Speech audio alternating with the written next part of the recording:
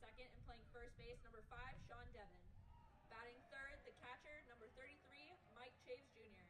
Batting fourth, the designated hitter, number 22, Michael Mabey Jr. Batting fifth and playing right field, number 20, Anthony Iamarone. Batting sixth and playing third base, number 12, Tom Hallowell. Batting seventh and playing center field, number 34, Sean Dutton. Batting eighth and playing second base, number 23, Chris Wright. Batting ninth and playing shortstop, number 11, Zach Landry. On the mound for the Lancers is number 24, Justin Pena. Worcester State is coached by Dave Weiger. He is assisted by Emil Johnson, John Kelly, and Steve Colella. And now for your Nichols College Bison. Batting first and playing center field, number 3, DJ Karen. Batting second and playing third base, number 5, Nate Cormier. Batting third and playing second base, number 9, Johnny Knox. Batting fourth, the designated hitter, number 8, Brennan Hyde. Batting fifth and playing right field, number 26, Will Kleinhens. Batting sixth and playing first base, number 2, Brad Ellis. Batting seventh and playing left field, number 11, Ben Jerome. Batting eighth and catching, number 20, Isaac Blanford. Batting ninth and playing shortstop, number 15, Andrew Croto. On the mound for the Bison this afternoon is number 35, Robert Cobb. Nichols College is coached by Tim Mayo. He is assisted by Mark Senya, Matt Johnson, Kyle Bouchard, and Christian Nakari.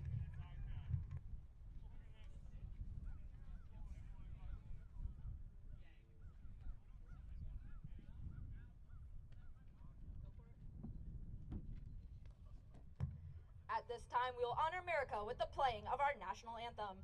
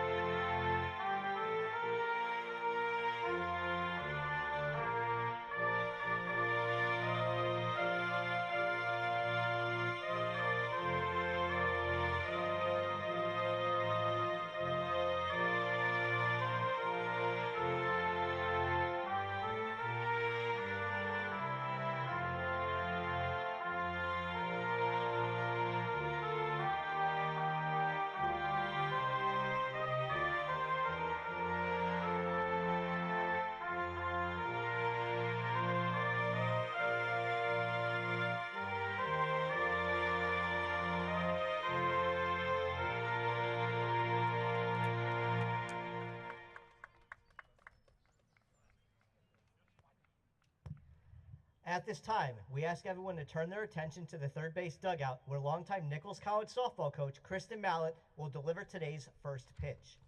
Kristen has coached 3 sports during her time on the Hill, softball, field hockey, and women's lacrosse, and is stepping aside this summer to move into a full-time administration role in athletics. Kristen is the second winningest coach in softball history, behind only Hall of Famer Karen Trop-Veronesi, and Kristen's 2009 field hockey team became the first program ever at Nichols to host an NCAA tournament game when they welcomed MIT to Vendetti Field. Please welcome to the mound, Kristen Mallett.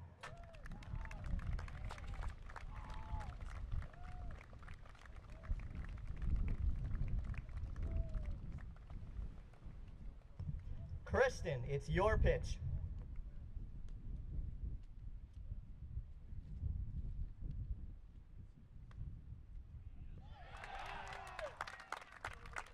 Ladies and gentlemen, Kristen Mallett.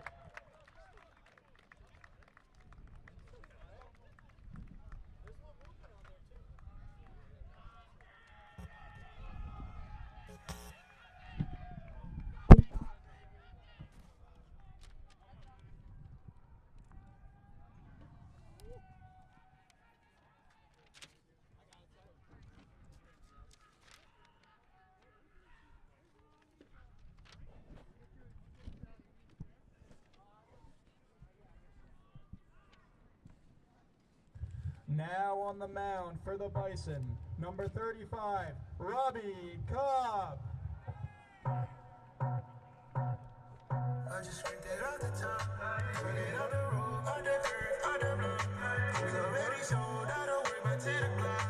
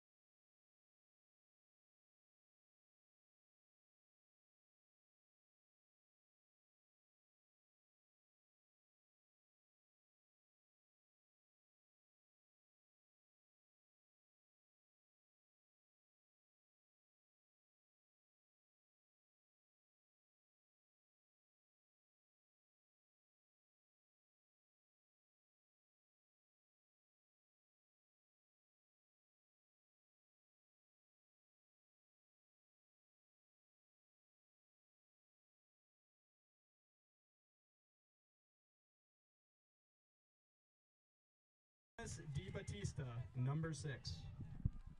Ladies and gentlemen, welcome to beautiful Dudley, Massachusetts. My name is Jonathan Conti. Joining me here in the booth today is my partner, Jonathan Vincent. We're here calling today's baseball game between Nichols College Bison and Worcester State Lancers. As that pitch hit on over to third from Cormier and delivered to first in time for out number 1 in the top of the first inning. Starting on the mound for the Bison is Robert Cobb. Batting second and playing first base, number 5, Sean Devon, number 5.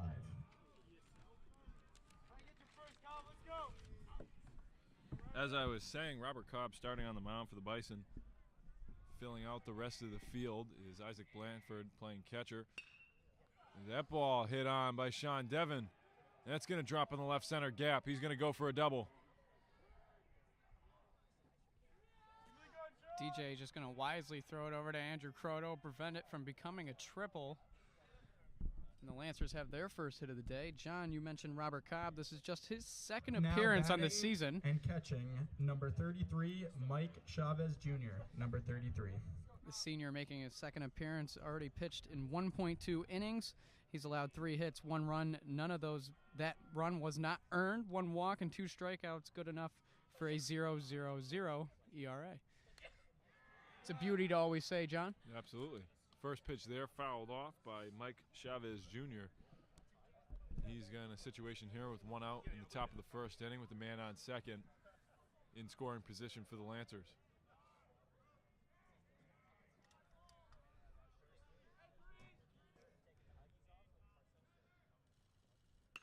That ball popped up to center. Karen gets under it. There for out number 2. No tag.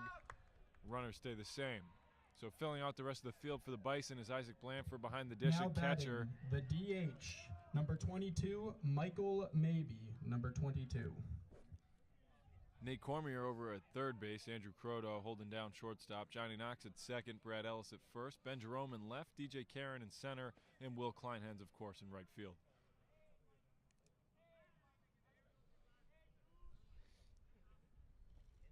So Chavez went away with the pop-up to center. That was out number 2 at the top of the first inning. That brings up Michael Maybe Jr.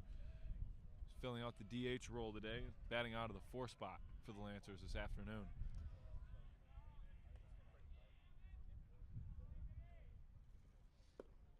This is maybe 16th game of the season. The senior is batting 125. He's hit 3 runs batted in. He has 1 double, 2 hits to his name, and has scored 1 run himself.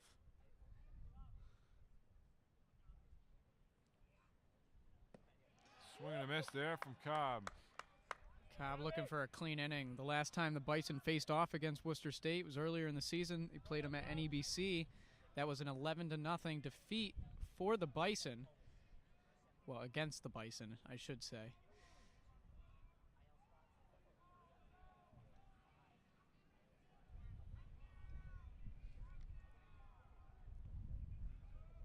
And John, not a lot of times, we talked about it on our car ride here, they don't talk, when two teams out of conference, they don't typically play twice a year. Yeah, absolutely. Worcester State and Nichols facing off for the second time this year. This is It's almost 2 months in between. Right. So obviously some time has passed between both ball clubs, but they reconvene here for what I believe is the last regular season game for the Bison, if I'm not mistaken. So this is a good opportunity for them to get rolling before they play their game on Wednesday against Roger Williams.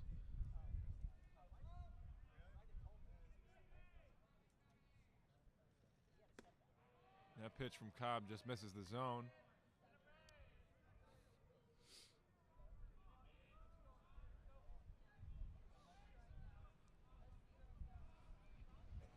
Here's Cobb on the 2-2. That ball popped up shallow. It's going to land in center. Runner going home. Karen throws to home. The tag is there in time. Wow, what a play. Great play there by DJ Karen. The relay to Blanford at home in time for out number 3. That's how the top of the first inning ends. No runs get across for Worcester State. We head to the bottom first. Coming up next here in Dudley.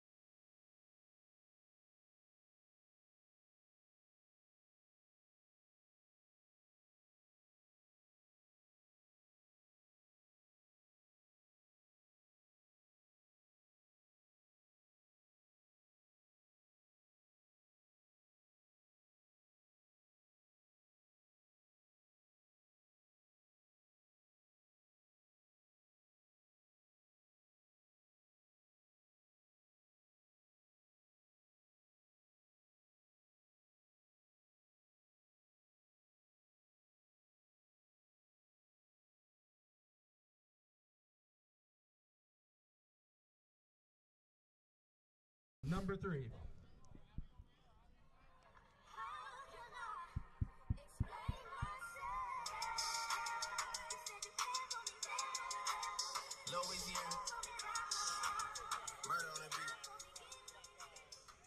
Welcome back to the bottom of the first inning here. Dudley, Massachusetts, beautiful Dudley, Massachusetts, home in Nichols College. And the Bison, leadoff hitter here for the Bison to start the bottom of the first inning is DJ Karen. As he takes the first pitch there for a ball. John, DJ Karen will face off against Justin Pena, number 24, the senior pitcher for the Lancers, who's appeared in 5 games this season with 3 starts. He has an 0-2 record and 15 innings pitched with a 4.2 ERA. He's facing off against DJ Karen, the 3rd best hitter on the team with a 340 average. In 36 games so far this season, he has 52 hits, 10 doubles, 2 triples, 5 home runs to go along with 29 RBIs. That's tied for first on the team. That ball from Karen gets through for a single. He got very lucky there as that ball falls out of the first baseman's glove. Looked like now batting and could have got playing DJ out at first. Number Absolutely. 5, Trying to Nate advance. Cormier, number 5. Took a big lead off that first base bag when he rounded it. Just got to be heads up here.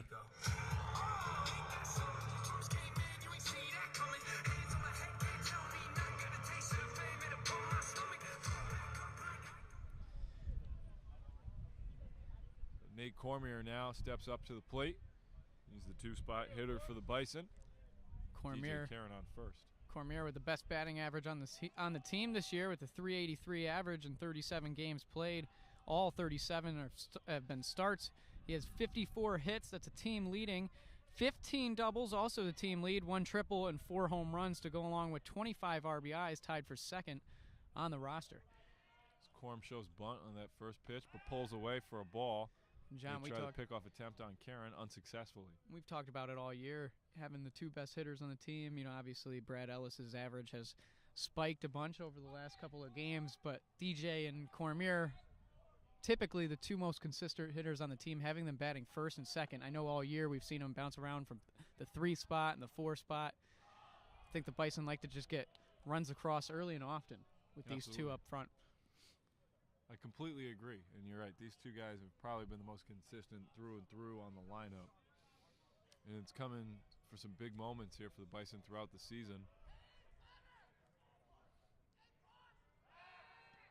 And they try another pickoff attempt on Karen. That one was closer than the first one. Absolutely. This Karen now twice out of 3 attempts of being thrown out at first has been very close. As he rounded the first base bag after that single up to the right field line.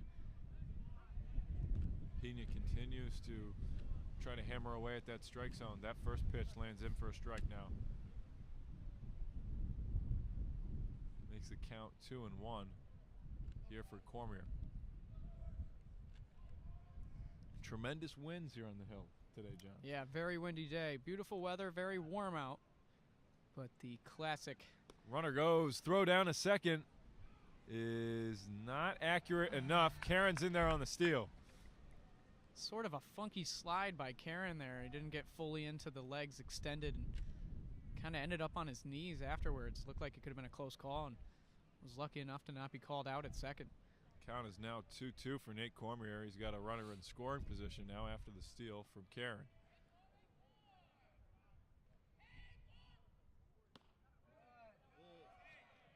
That pitch must have been too high out of the zone for the home plate umpire's liking. Fills up the count at 3-2. I don't know about you, John, but that one looked to hum in there in the zone. That looked like a beauty right down the middle. But as a Bison fan and a Bison student, we're lucky to get away with one of those calls. Absolutely. That ball fouled up and out of play. I'm going to start doing it as in honor of our last game. Every time there's a foul ball, I'm just going to go, it's going. Foul. Yeah. It's one of the more legendary calls of this season, I think. That pitch inside. Corm takes a walk down the first base line. Runners now on first and second for the Bison. Base, number 9, Johnny Knox. Number 9. It's a great job there by Nate Cormier to work the pitch count. Oh. He not only gets a full count, fouled off a couple pitches. Way to make Pena work early in this game for the rest of the Bison lineup to soften him up. And that brings up a famous free call from the third base dugout. Yep. And that's just the Bison indication that they will take free bags anytime they can get them. This now brings up the 3-spot hitter here for the Bison with no outs. That's Johnny Knox, number 9, the second baseman. And John, I'm noticing Pena's got a lot of movement in his pitches here, just unable to hit the zone as of late. Couple close ones, couple good balls, just hasn't been able to get the nod from the umpire. I wonder if the movement on some of those pitches has something to do with the excessive wind that's going on. I'd be interested to know if that has anything to do with, you know, some of the tail that's on the pitch. You know, maybe the wind is kind of moving it out of its way, messing with the location for Pena.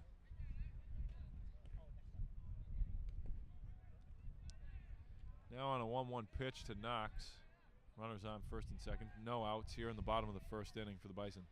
You know, to that point, John, with 20-mile-an-hour winds, that's a beauty hit down the third base bag. That's a 6-4-3 double play in time for Worcester.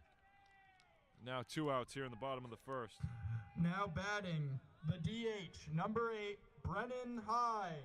Number 8.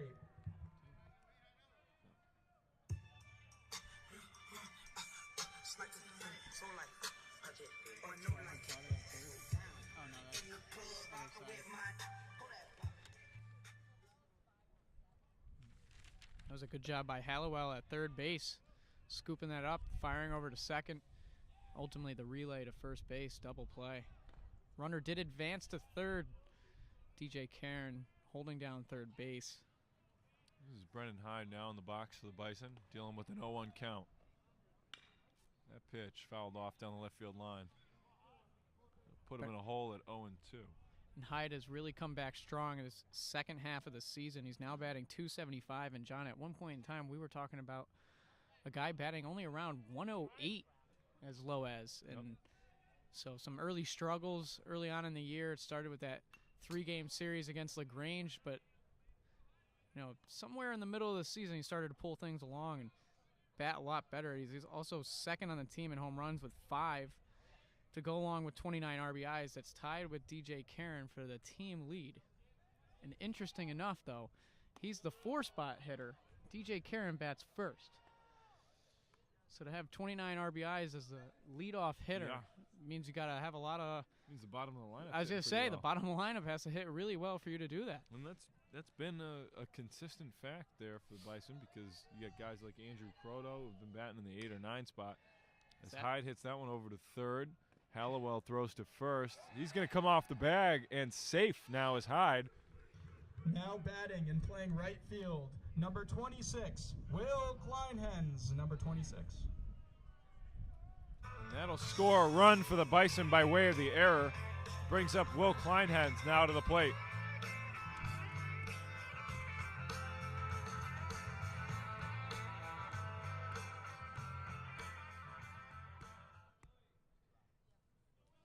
Still 2 outs here in the bottom of the first inning. Will Kleinhens at the plate here for the Bison.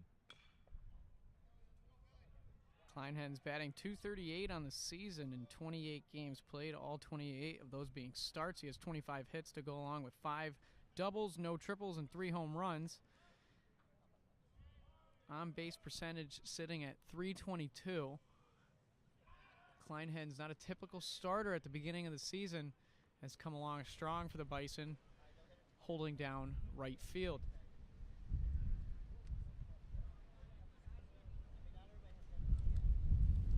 And again, ridiculous dust here, kicking up from the infield dirt.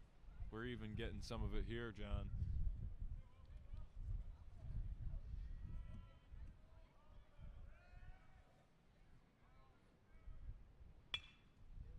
That pitch hit over to second, flipped to second in order to get the force. That's 3 outs now in the bottom of the first. We head to the top second. Bison get a 1-0 lead. We'll be back shortly after this.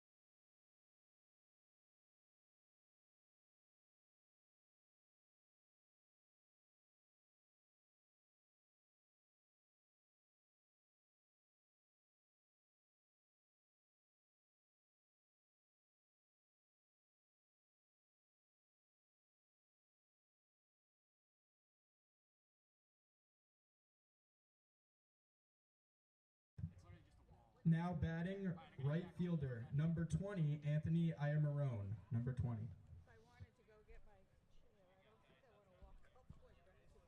We're back here in the top of the second inning. This is Anthony Iamarone for the Worcester Lancers. His first pitch there by Cobb lands in for a strike, makes the count 0-1. Bison get ready for their Triple C playoff starting on Wednesday against Roger Williams.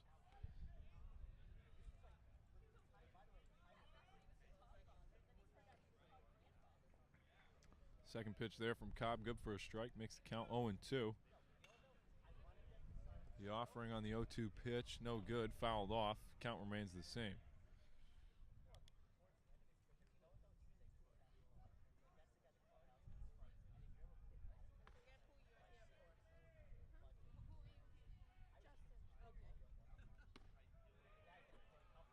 Pitch high from Cobb, going to make it a 1-2 count now.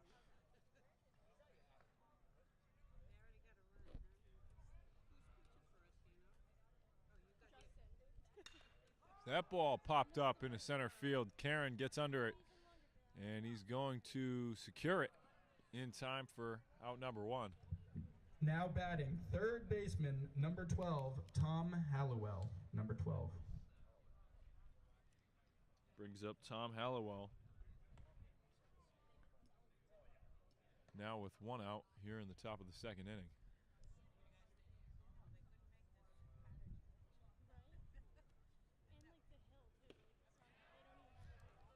Cobb throws a fastball there to get by him.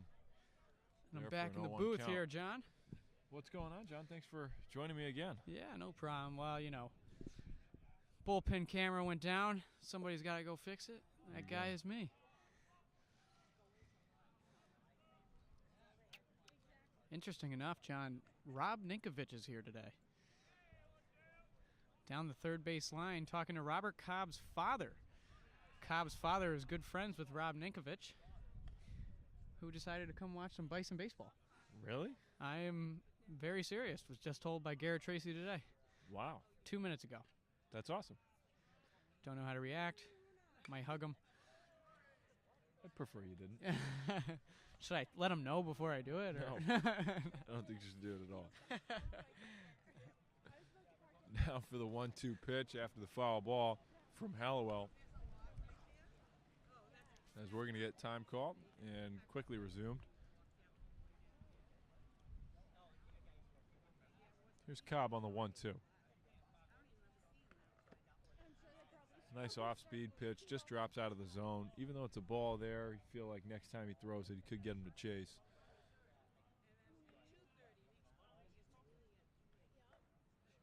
Now on the 2-2. That fastball just misses the zone again, fills it up at 3-2.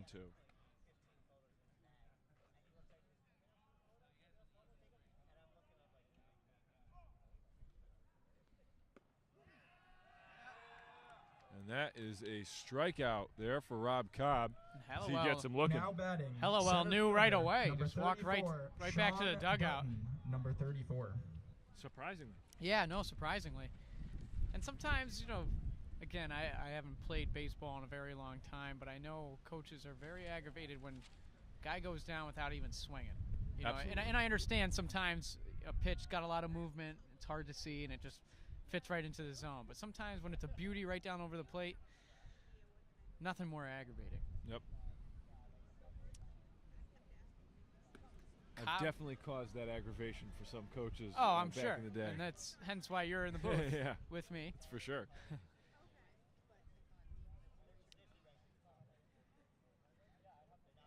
I swung at everything. I swung at a pitch that was thrown behind me once. Really? No, I imagine don't know that. if you should brag about that. That's also why you're sitting in the booth here next to me. Yeah, It right. makes sense. I thought I was going to move in for a strike. That pitch misses again from Cobb, makes the count 3-1. Ball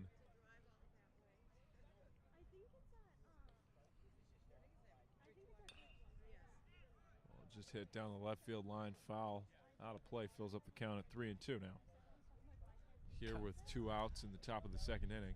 I'm really starting to get the idea that Robert Cobb is a hittable pitcher, but it's just a matter of where you hit it. Yep. And I think he's doing a great job. Obviously, he gets the strikeout. His last batter faced. That ball hit over to Corm at third, delivered to Ellis at first, and that's good for out number 3. That's how the top of the second inning ends. No runs get across for the Lancers. Score remains the same at 1-0 in favor of the Bison. We'll be back for the top of the second coming up next.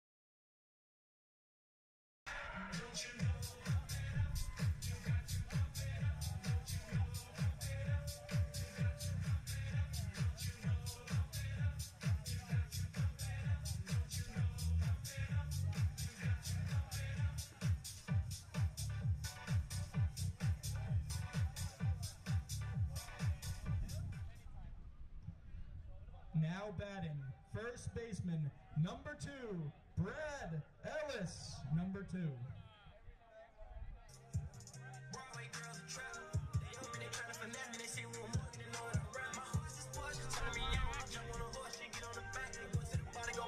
Gotta ask if he wants to do anything. We're back here in the bottom of the second inning. To lead off for the Bison is Brad Ellis, batting out of the 6th spot today, playing first in the field. As he takes pitch number 1 for a ball.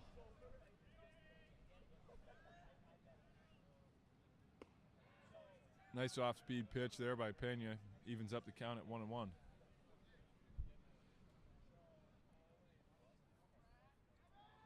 Brad Ellis batting .373 on the year, making just his 26th start this season. In 83 at-bats, he has 31 hits, good enough for 7 doubles, 1 triple, and 2 home runs.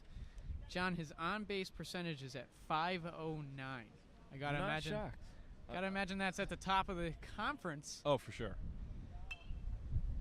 That pitch fouled up. And brought over to second. We had some Now batting, difficulties here with our left camera. fielder, This number 11, some fierce Ben winds here today. Jerome, number 11. Crazy. That'll bring up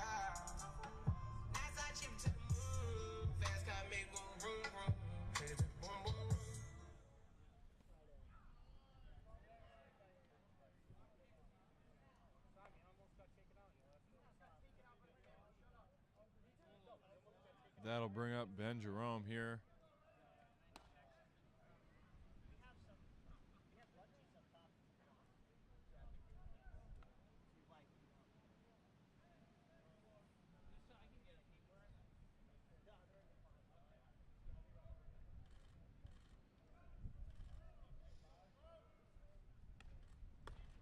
Ben Jerome takes. He's gonna go grab some bungee cord. That pitch there to make it for strike 1.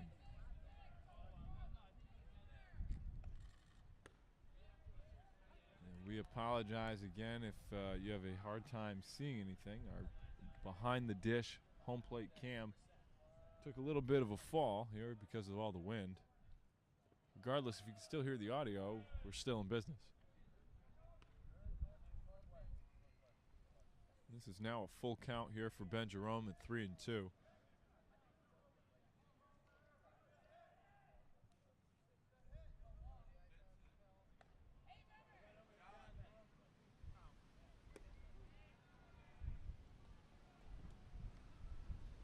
Now batting, the catcher, number 20, Isaac Blanford, number 20. Ben Jerome goes down by way of the strikeout.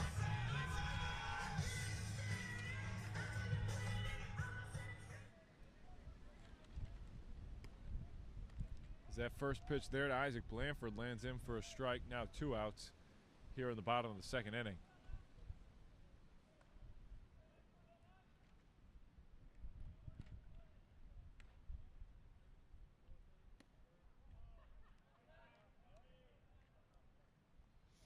That pitch there from Pena misses.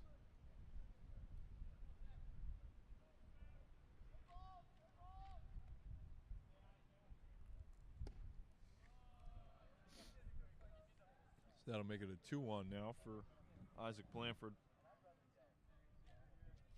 He's occupying the 8th spot here in the lineup for the Bison.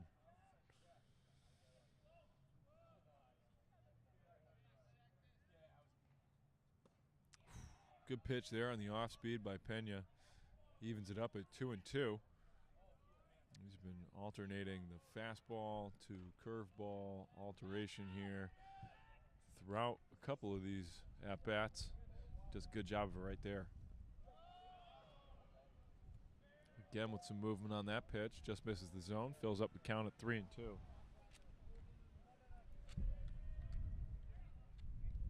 It's an opportunity for Pena to get his team out of the inning. With the 3-2. Kicks, winds, and delivers. That ball fouled up and out of play. Blanford remains the same with the count. Continues to protect the plate. Is dealing with a full count here with 2 outs. Here in the bottom of the second.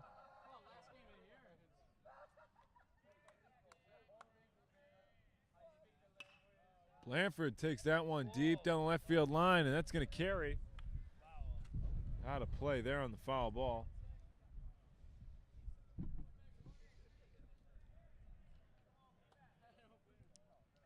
That was the wind definitely playing a factor in today's game. That ball looked like it could have gone fair until a gust of wind was able to pull it off that left field line. There's Pena on the pitch. Swing and a miss there from Blanford. That'll be strike 3. And that's how the inning ends. Score remains the same. Bison on top, 1-0. We get ready for the top of the third next.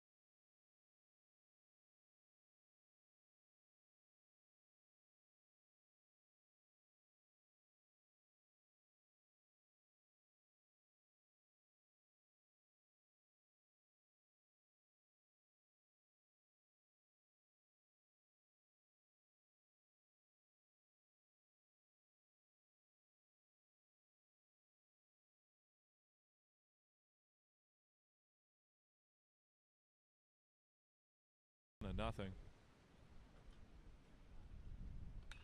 That ball popped up. Wind definitely playing a factor. It's carrying over to Cormier at third.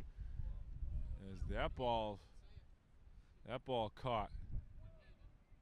Now batting, catcher, number 33, Mike Chaves. Number 33. And that'll be out number 2. Fixing the camera here, but John, I can't help but notice I was caught one-handed by Nate Cormier over the third base line. It definitely was. Potential almost drop, just like DJ Karen out in center field. Something to remember. You know, you got to use 2 hands.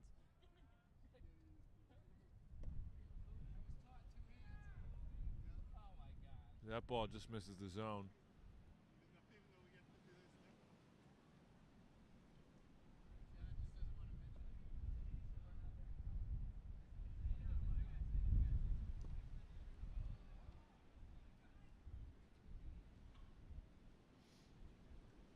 Cobb now on the 1-1 pitch. 2 outs here on the top of the third. Runners on first and second for the Lancers.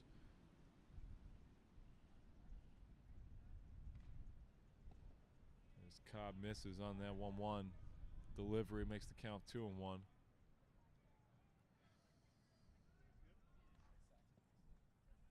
Bison just looking for that third out to get out without damage.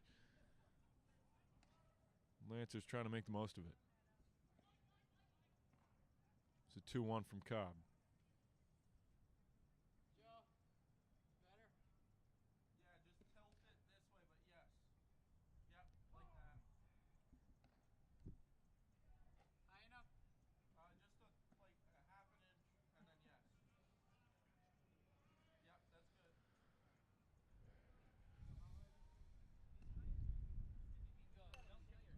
As that ball popped up and out of play to even up the count at 2-2.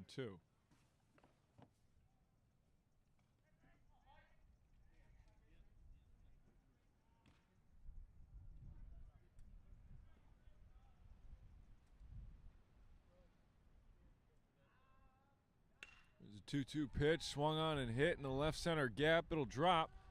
A rumble score for Worcester. And runners hold now on the corners. Here with 2 outs, scores now tied at 1-1. Now batting, the DH, number 22, Michael Maybe Jr., number 22.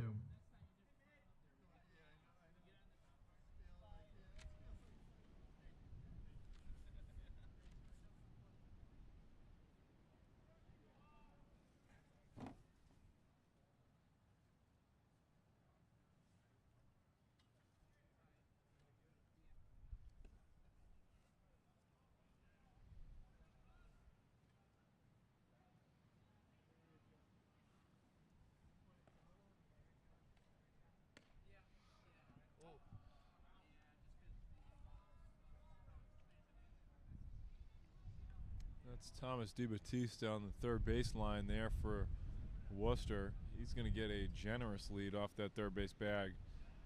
Trying to play games with Cobb. Runner goes down to second as a runner will score there for Worcester. So the Bison get caught in a steal attempt situation here. Runner went to second. The generous lead there from third definitely played a part in trying to get home. That was DiBattista. As time is called, dirt is kicked up all over the park.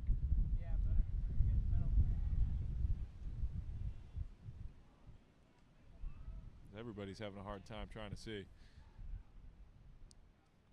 Cobb on the 1-1. That ball poked in a right. Runner's going around third. He holds. And probably would not have gotten in with success. So it's a good job now to hold. batting, the right fielder, number 20, Anthony Iamarone, number 20.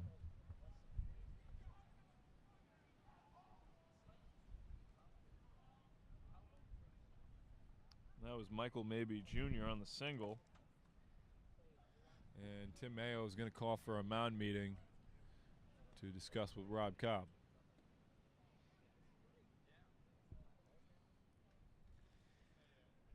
John reported 20-mile-an-hour winds on the hill today.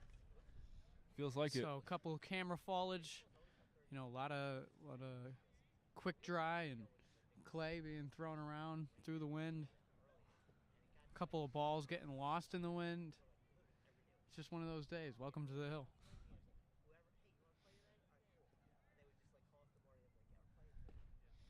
It's going to stick with Cobb. Yep. Gonna stick with Cobb on the mound.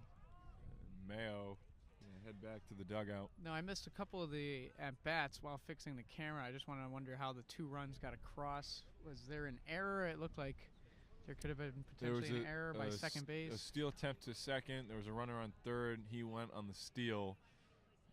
Blanford threw down to second. Runner went. You know how that situation goes. Yeah, I've talked about it with Blanford in the booth before, whether or not he thinks catcher should make that throw. That ball hit up deep to right field. Kleinhen's trying to get under it. Unable to make the grab. That one was foul, but it doesn't look like Will Kleinhens was able to make the catch. Runners remain on first and third. That would have been a huge play, especially with 2 outs. For sure. Just 2 runs have gotten across here for the Lancers in this inning. It's able to give them a 1-run lead. So I guess that was my biggest question, John. Would you mark both runs as earned runs against Cobb? Because of the steal attempt and all that just happened, or? No, not all of them, because I'm pretty sure one of the guys, I'm drawing a blank now, but one of the guys that was able to score, I think, had reached the base by way of an error. So that ball is hit over to Corm at third on the corner. He delivers to Ellis at first. In time there for out number 3. That's how the top of the third ends. We head to the bottom 3 coming up next.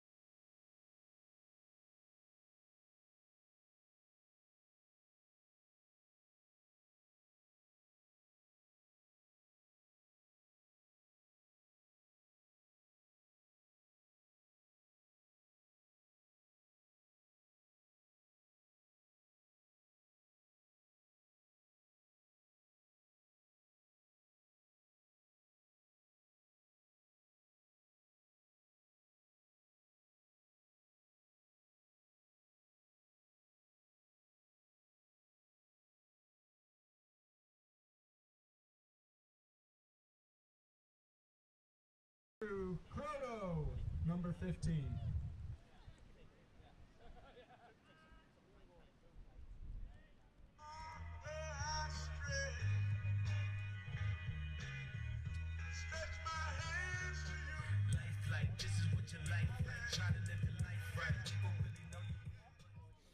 We're back here in the bottom of the third inning. Bison trail Worcester 2-1. Leading off the inning for the Bison is the 9-spot hitter, Andrew Croto, playing shortstop in the field. Looks like Pena's still on the mound here for the Lancers as Croto stands in for ball 2.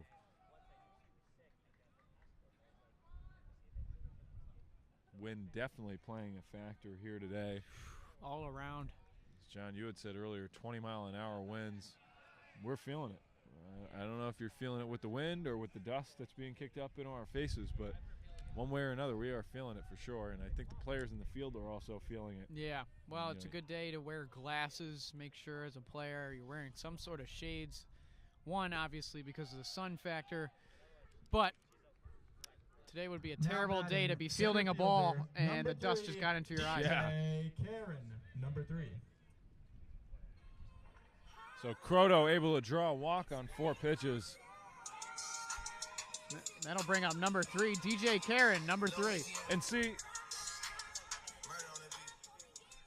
and this is exactly why, John, when we talked about before, how is DJ Karen doing so well in the batting order and with the RBI specifically? We get guys like Andrew Croto who draw walks very well. So Batting out of the 9 spot. right. And you doing know, a great job out of there. A lot of Bison batters have fluctuated throughout the season. When Brendan Hyde wasn't batting as well as the designated hitter, he was batting out of the 8 hole. Yep. You know, Andrew Croto at one point was batting second. You know, a lot of guys are flexible, a lot of movement. It depends on who's hitting well. And, you know, obviously Nate and DJ have been hitting the best for the Bison. They're going to bat first and second. And then it's just finding guys around them and putting them in good spots. And there's no problem having a Brad Ellis, an Andrew Croto, you know, even a Johnny Knox at one point in time batting later in the order. And none of these guys seem to care either, by the way.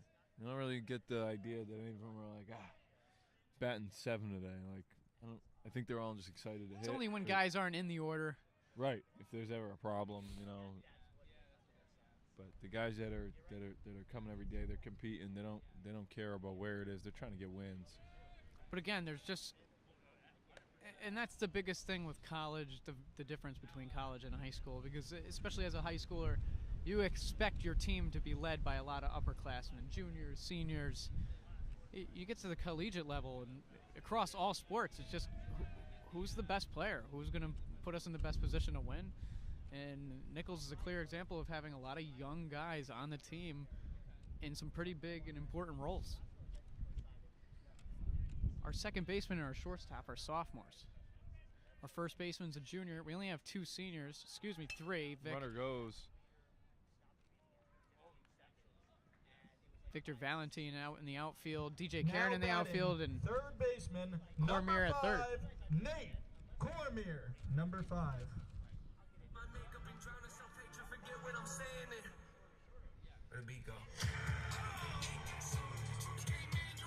It's a good job by the Bison on the hit and run attempt. You know, Coach Senya throwing the signals down from third base today.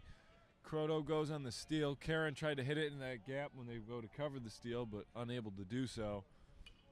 So an out will make its way onto the board here for the Worcester Lancers. Now just 1 out here in the bottom of the 3rd. Score still 2-1 in favor of Worcester, but puts Andrew Croto on second base in scoring position for Nate Cormier with just 1 out.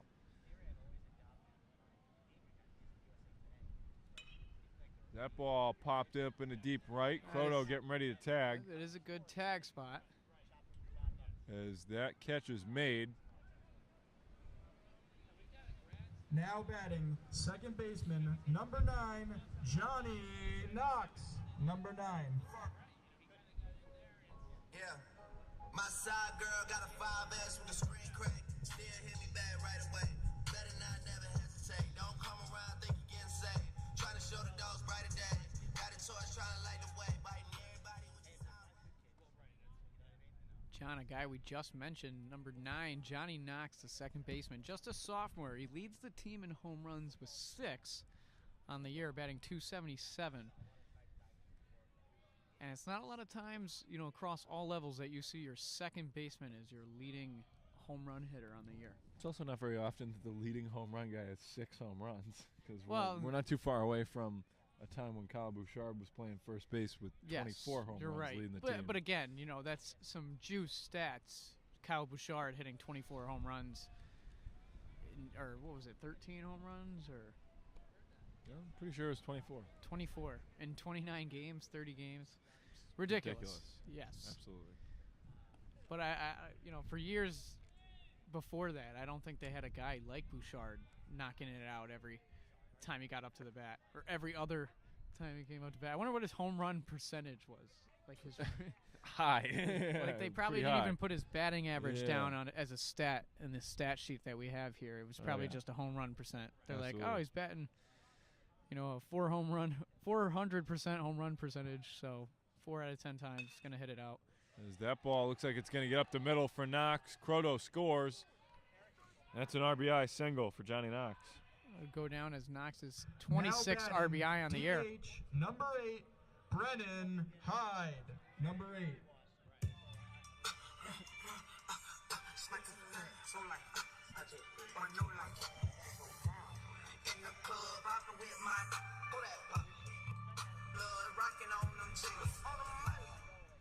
This brings up Brennan Hyde, who's A Florida native, from Florida. Tampa Yeah. to be exact. Tampa, Florida.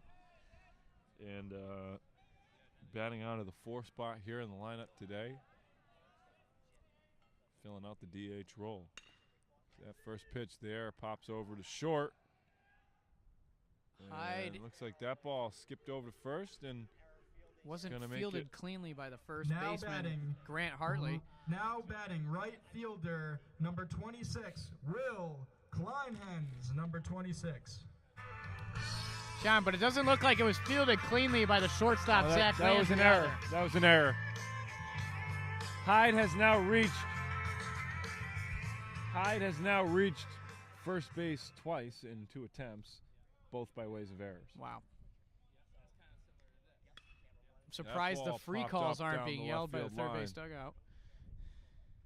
As that catch is made in time there for out number 3. That's how the bottom of the 3rd ends. Not before the Bison get another run across to tie it up. Scores 2-2. We get ready for the top of the 4th inning where Worcester will take the lineup. Be ready to go.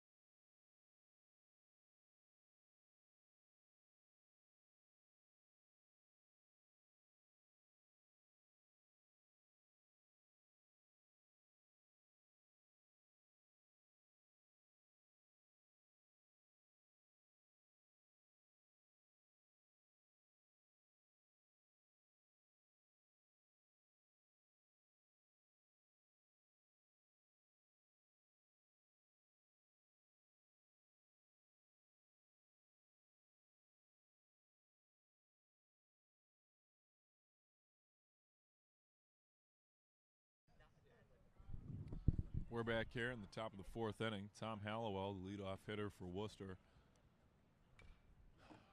Robert Cobb still remains on the mound for the Bison. Well, John, it looks like one of those outings where, as a head coach, you got to look back on the season and, only 3 innings deep so far, but 2 runs allowed and a couple of errors in the infield, which was able to get the runs across. You got to look back and be like, could we have used Cobb a little more during the season? Maybe. It's definitely possible. I think the weather is definitely playing a factor. I'm not going to lie. I think it's a beautiful day outside. And that ball hit over to short. Again, Croto all gathers and throws to hittable first. pitches. As Ellis able to not make the pick. It gets away from him. As he's safe in at second. The slide was actually a beautiful one as he dove. That was a Now great batting slide. Center fielder, number 34, Sean Dutton. But it How looks about like the- Johnny Knox was pretty close there, and Isaac Blanford does a great How about job the getting effort down the there first from base Blanford? bag. Yeah. Not only is he a great announcer, a great baseball player, Yeah. but he's smart. He just understands the game. Every pitch, he knows what it is. Obviously, when he's in the catcher spot, I would That hope he helps. would know what That the pitch definitely is, as he's the one giving the call.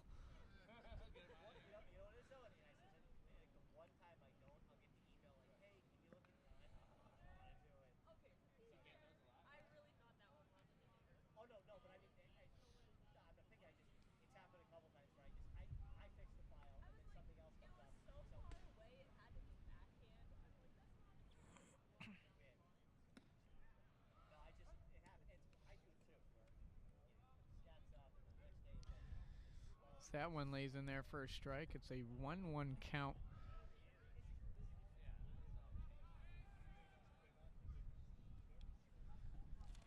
Sean Dutton, as that one gets behind Blandford. The Lancers now have a runner on third base. There's no outs and a 2-1 count.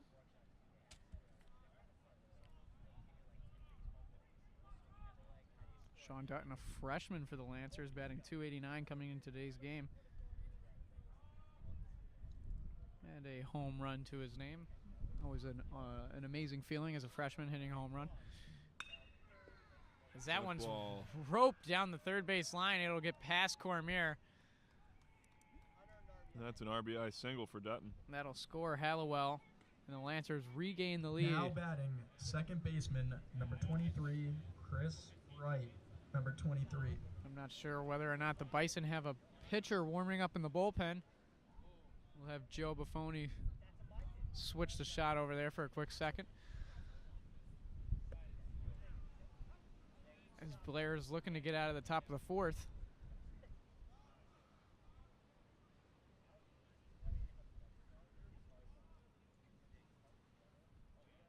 John, less fans on the hill today. A little bit less fans on the hill. Yep, for sure. I can count, I think, 4 people out there. Wow. I mean, I don't know if we can count how many fans there are. There's still a lot. No, I see 4. Okay. I counted 5. As that one's hit up right up the middle. It's going to be a stand-up single. Karen fires over to second.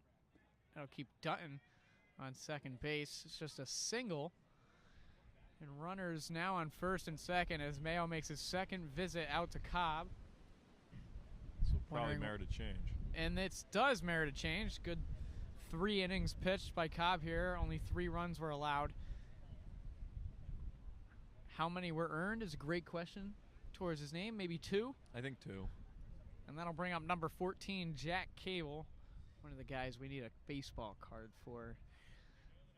Now pitching for the Bison, number 14, Jack Cable, number 14. We're going to be right back after this pitching change. And some Shakira.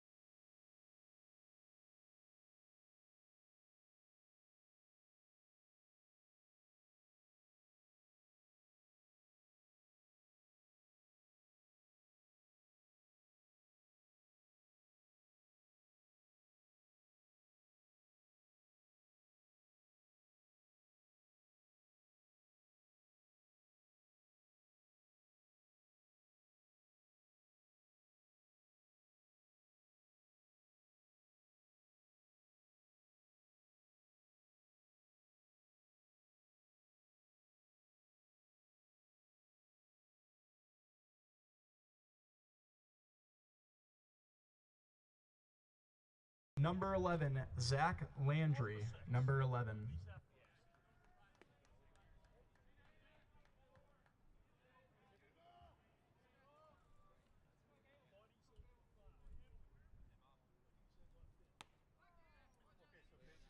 Back here after the pitching change, Jack Cable now occupies the mound for the Bison. After relieving Rob Cobb in the box, here is Zach Landry, number 11, the shortstop, batting out of the 9 spot. And he's got runners on first and second here with no outs in the top of the 4th inning. This is Cable's 19th appearance on the season. He's pitched in 23.2 innings. He's allowed 27 hits, 23 runs. Only 20 of those have been earned. 18 walks to go along with 36 strikeouts. He has a 7.61 ERA and a 2-0 record. on the 2022 season here for the Bison.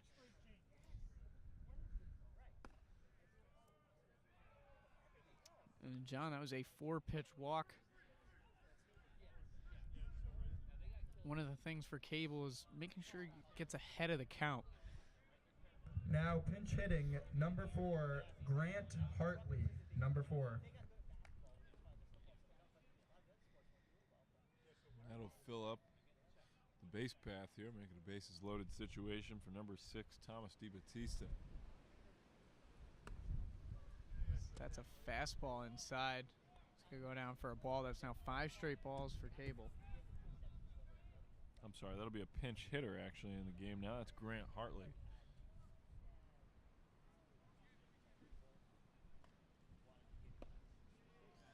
That one's going to be low. Now a 2-0 count to Hartley. This Cable's still looking for that first strike.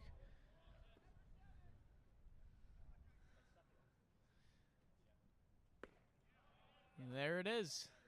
She's a beauty. That's the first strike for Jack Cable today. It'll bring up a 2-1 count.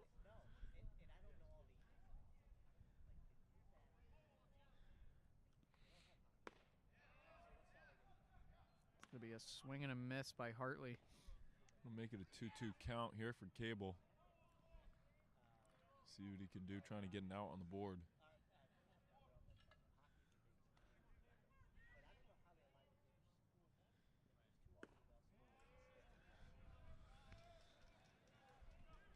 That one's outside. Now full count to Hartley, 3-2. Here it is on the lefty v lefty. This is an important at-bat. That one was fouled back. And it's tough, too, for Cable because I can tell he's trying to pull the ball away from the batter, trying to keep it on the outside part of the plate, which for him would imply carrying the ball away. Now, it's kind of hurting him in a couple spots because he's carried it a little too far. Sometimes you just want to throw it right down the pipes. That one's just too low. Back-to-back walks for Cable. That'll walk Hartley and a run will score. Now pinch hitting, number 40, Zach Roberts, number 40. And this is Zach Roberts.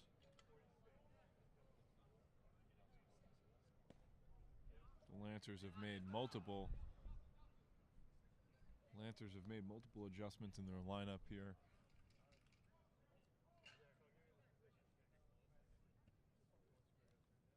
Still no outs in the inning.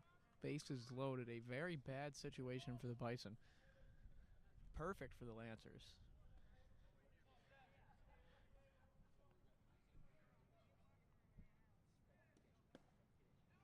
That pitch inside.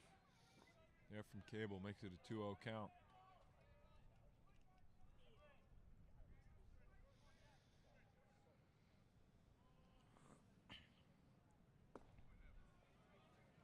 That is another ball. It's now a 3-0 count. John, their last game was on March 5th when the Bison and the Lancers faced off.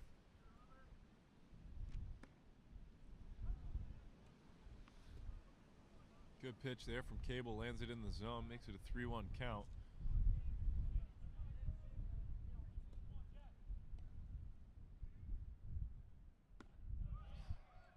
Good job on the heater there to force a swing and a miss. That'll fill up the count now at 3-2. Bases still loaded here for the Lancers, no outs. Bison trail by score of 4-2. Good job on the swing and a miss there from Cable to draw the strikeout. So Roberts goes down swinging. Now That's pinch hitting, out number 1. 46, Trent Bylon, number 46. And this is number 46, Trent Bylon. The freshman making his 20th appearance this season. He's batting .263. That ball hit over to Knox at second. He knocks it down. Gets it over to Ellis in time for an out. And that diving stop by Knox prevented Now another batting. run from getting across. DH, number 22, Michael Maybe Jr., number 22. Obviously, if you're the Bison, you don't want to see any runs being added across. But that was a beautiful play by Knox to prevent the damage from being any worse. As a slow roller out into right field, surely could have scored one or two more.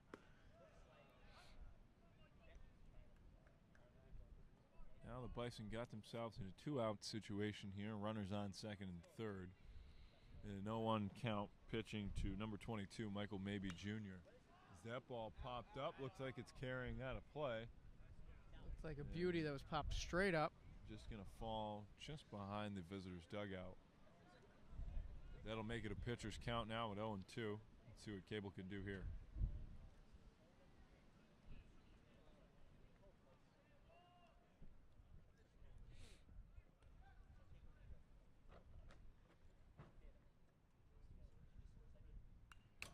Foul tip there by Maybe.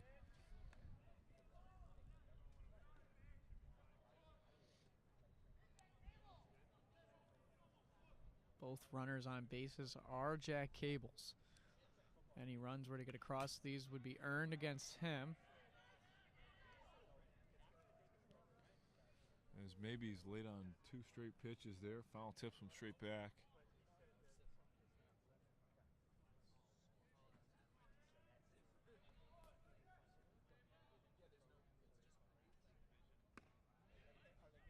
Nice job on the curveball there from Cable. That Just was doesn't hit. Beautiful curveball. Little high. Even on its release point, looked a little high. Ball knocked down the left field line, foul. Count remains the same at 1-2.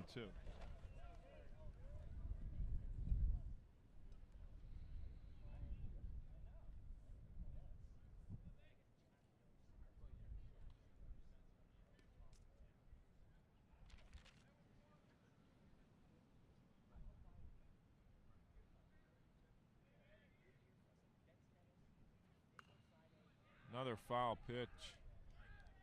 Foul ball hit, excuse me. Count will again stay the same at 1-2. This is a good job here by Maybe Jr. to work the pitch count against Cable.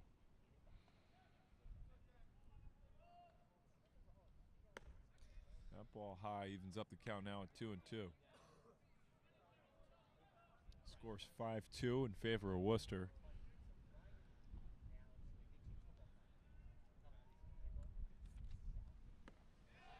Good job there by Cable to end the inning on the swing and a miss strikeout.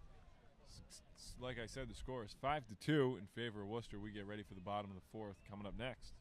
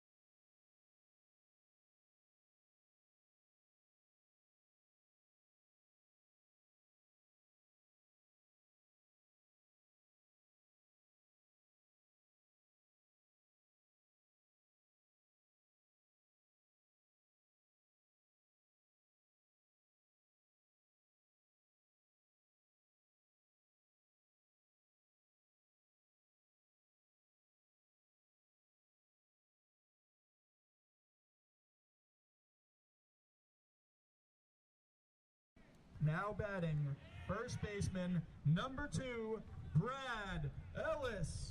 Number 2. Broadway girls are trapping. They on me, they tryna finesse me. They say one more, and they know that I rap. My horse is Porsche, she tryna be young. I jump on a horse, she get on the back. Went to the party, go buy a drink. She listen to Pink, she told me she not a rap. We're back here in the bottom of the 4th inning. Brad Ellis, leadoff man, to start things off for the Bison. John, he will face off against a new pitcher. That's number 31, Stephen Grenham. This is Grenham's first varsity appearance for the Lancers this season, and in his young career, he is a freshman from Norwood, Massachusetts. As both teams are making a couple of switches, get some guys some playing time. Lancers feel comfortable bringing in number 31 with a 5-2 lead, facing off against number 2, Brad Ellis. John, what has Brad done today so far? So far today, John, Brad, this is his second appearance. His first was a pop out to second. As he hits that one over to third on the hop, gathers and throws to first in time for the out. Be a 6-3 play in the books. Batting, left fielder, number 11, Ben Jerome. Number 11. I've been on top for a while. Nights I chip to the moon. Fast car make boom boom. Take it to the boom boom. And that's Ben Jerome now in the box.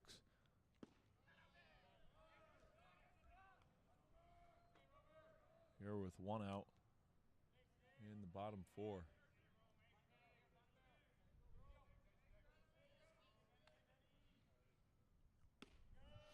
Grenham dealing with the middle part of the lineup.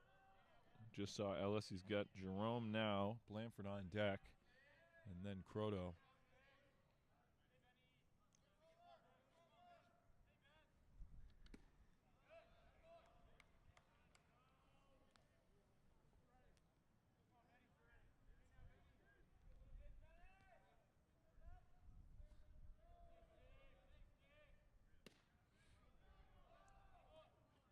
That'll be a walk there for Ben Jerome. 4-pitch walk. Now batting, catcher, number 20, Isaac Blanford. Number 20.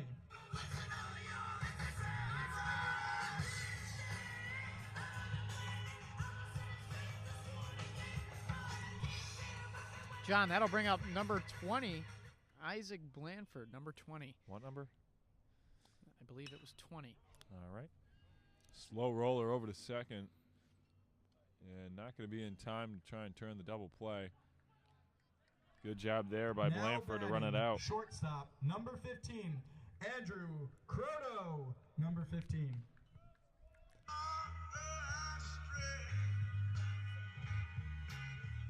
Stretch my hands to you. Life like this is what you like. Try to live the life right. People really know you runs like typewriter. Now Blanford stands on first. 2 outs here in the bottom of the 4th. As that ball in the dirt, Blanford goes. Croto, good eye there on the pitch to take it. That's good for ball 1 in the count.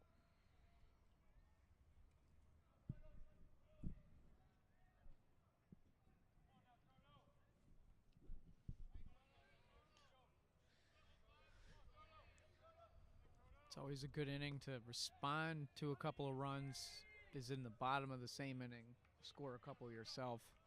Regardless if you match the 3 runs scored or not. I think Just to get something just on to the get board, something right. on the board, feel a little more comfortable as you get deeper into the innings and deeper into the game.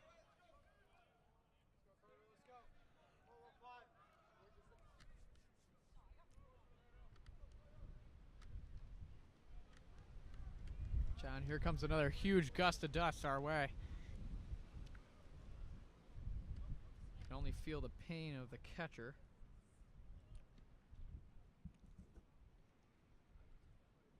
Pitcher probably wanted to throw through that one. He had the wind behind him.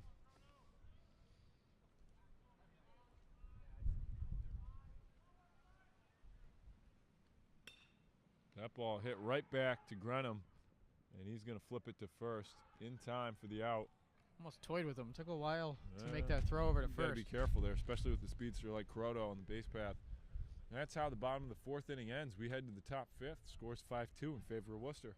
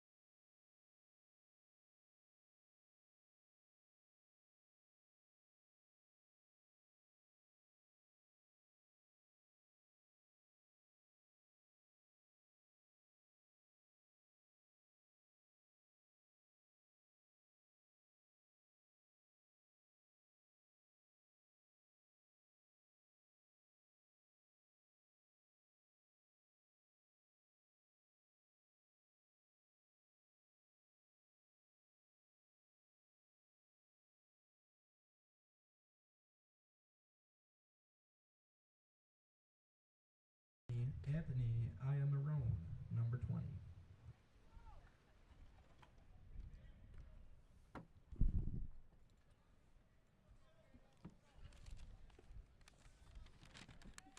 John, what a day for baseball. It's been an interesting one to say the least, John. It's great weather. It's just the wind here. Sun's out, warm.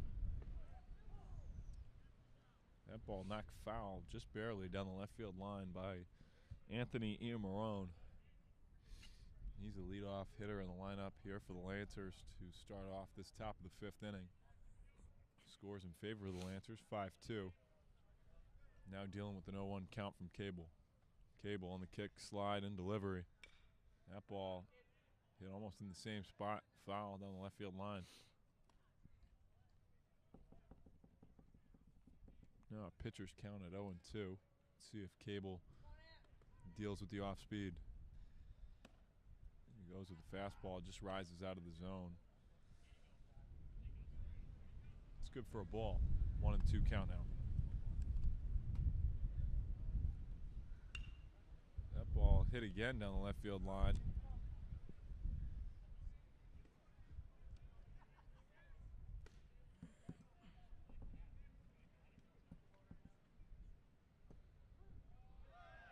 And Cable gets him looking.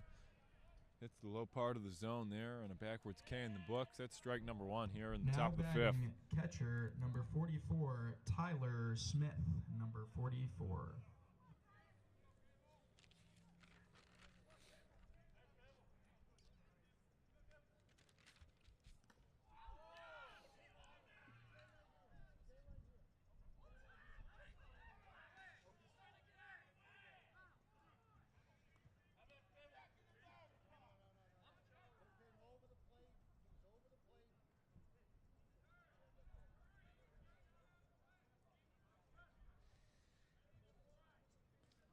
Umpire trying to say, John, I believe Cable hit number 44, Tyler Smith, but the umpire is saying that it was an interference as Smith lunged over the plate to force the hit. well, you can't do that, John. Reminds me of my major league days where coach would tell him, go take one. Take one. Go take one for the team. Go get hit, lean in. Now a 1-2 count here from Cable. It looks like he leaned into that one as well. That pitch apparently just didn't hit the zone there, although it kind of looked like it was the same spot as the last strikeout. See where Cable goes on the 2-2. That Too one's far inside, makes Smith back out of the way, fills up the count at 3-2 now.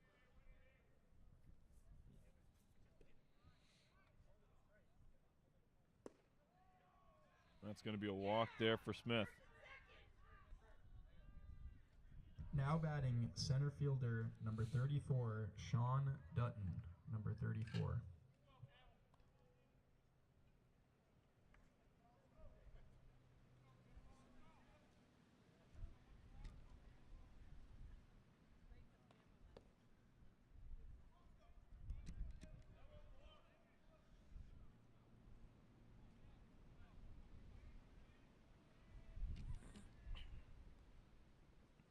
That ball in the dirt from Cable. Blanford knocks it in front of him.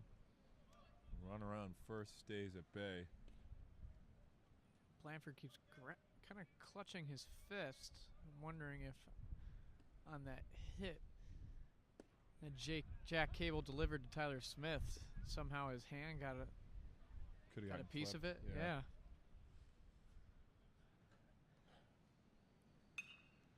2-1 pitch, fouled off down the right field line this time from As that one number went a 34, mile Sean foul. Dutton. Would have been a home run if the field was towards the swamps. As that one's hit Just down the foul line. just foul. And the wind is blowing that way. I'm trying to figure out, which way the wind's been blowing here. At first it was coming from our right to our left. It almost Yeah, feels it's like kinda it's off. coming from third base over to first. Yeah, no, it feels like it's going the other way. That was a beautiful throw-over attempt by Cable. That ball. Looks like double play opportunity written all over it. Safe. Something the Bison haven't really been able to do a lot this season, John. Is Now batting, shortstop, number 35, Xavier Cazeta, number 35. So Dutton will reach first by way of the fielder's choice there on the plate at second. That'll get 2 outs here in the top of the 5th inning, and Mayo will call for a mound meeting and also a pitching change. That is a quick change for Cable as he only comes in. Delivers 5 outs, but that'll bring up the senior captain, number 4, Owen Sullivan. Now pitching for the Bison, number 4, Owen Sullivan. What number? Number 4, John. Number We'll be ready 4. for Owen Sullivan coming up next after this pitching change.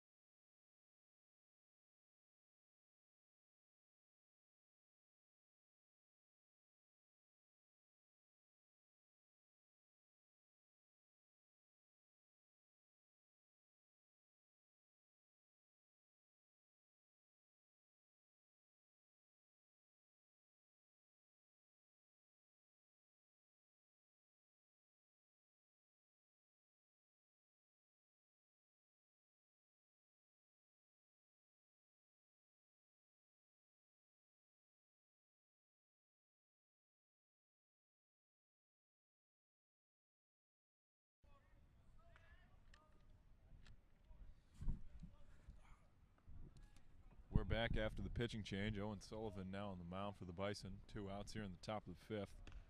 And his first pitch there from Sullivan just outside the zone for a ball. Runner on first here for the Lancers, and that'll be it. That pitch fouled back right behind him.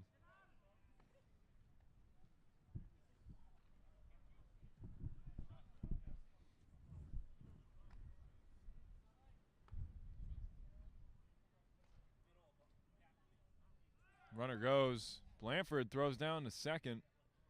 And going to be a little inaccurate on the throw. Just gets away from Knox trying to apply that tag. Runner will be safe at second. Count is now 2-1 here for Sullivan.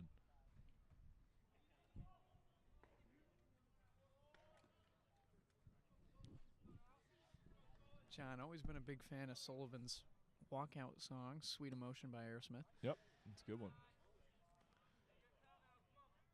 I like when he gets out of jams, John. I've been telling you this. Stomping off the mound. I like the energy that he brings. That's pretty much Owen Sullivan's game.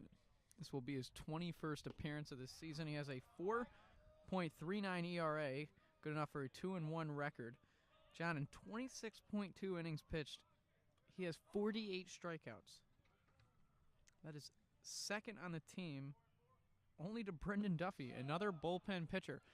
But, John, he's only 3 strikeouts less than Duffy in 13 less innings. That's a great job there by Owen Sullivan. Gets him out of the inning. No runs get across there for the Lancers. Score remains the same at 5-2. We get ready for the bottom 5th after this.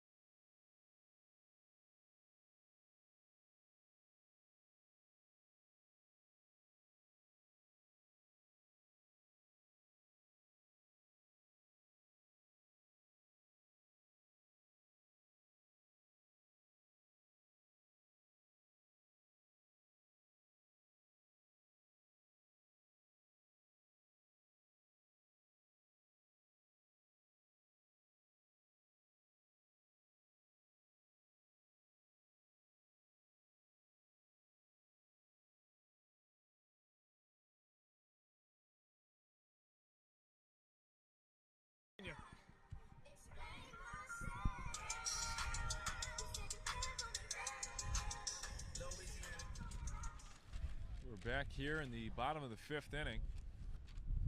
As there seems to be a pitching change. Wow, as DJ Karen lays down a bunt, that one is popped up 15 feet into the air down the third base line. Luckily not to be caught by the third baseman. But, John, there is a pitching change for Worcester State as they bring in the arm of Nate Hewitt, the freshman pitcher making his 3rd appearance this season. He has pitched in 2.2 innings.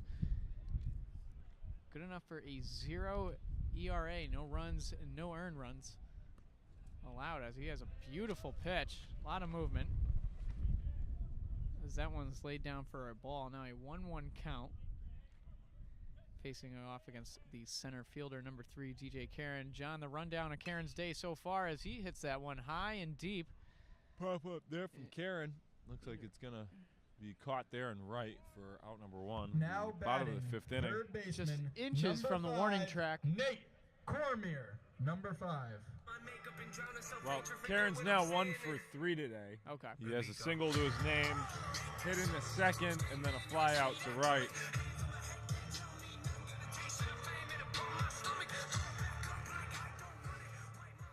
Brings up Nate Cormier. Guy with the best walkout song on the team. I don't know if it's the best. And the best batter. Goes hand in hand. It's definitely the most intense walkout song, for Well, sure. And that's why he's batting 383 coming into today's game. He's walking up to the plate frothing at the mouth. That's what the guys need as he hits that one right up to Nate Hewitt. Good job there by Corm. Way to stick Now with it. batting, Great speed. second baseman, He's number got just 9, great speed. Johnny Knox, number 9. Yeah. My side girl got a 5S with a screen crack. Still hit me back right away. Better not never hesitate. Don't come around think you getting saved. Trying to show the dogs brighter day. Got a torch trying to light the way. Biting everybody when you saw. Now with Cormier on first, Knox steps up to the plate. John Cormier just has great speed and recognition. Absolutely. He hit that one right up to Hewitt, hit him in the leg. And just that split second where Hewitt couldn't find the ball allowed Cormier to get a stand-up single.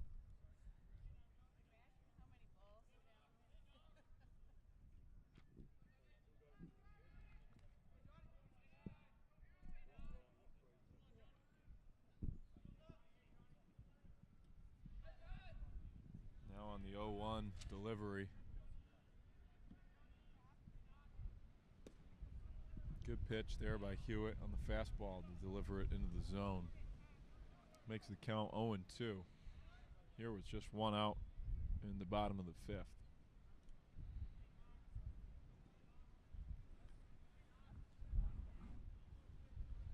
Johnny Knox so far today, 1 for 2. He's got an RBI singles. That ball driven out in the left, caught, and a good play there by the left fielder. That's going to be allowed out by Johnny Knox as that one was rocketed Now over to left batting, field. The DH, number 8, Brennan Hyde, number 8. That'll make Knox 1 for 3 today himself. Brings up his teammate Brennan Hyde.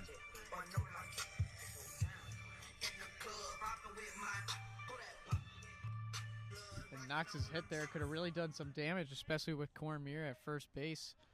That was just a great jump by Zach Roberts out in left field. Make the play.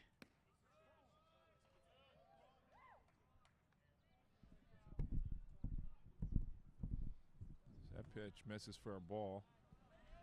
Catcher ready to throw down to first. Cormier taking aggressive lead off the bag.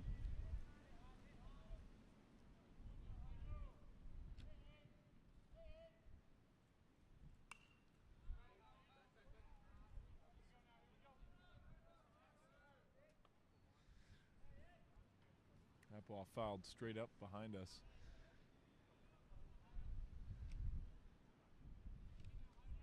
Counts here at 1-1.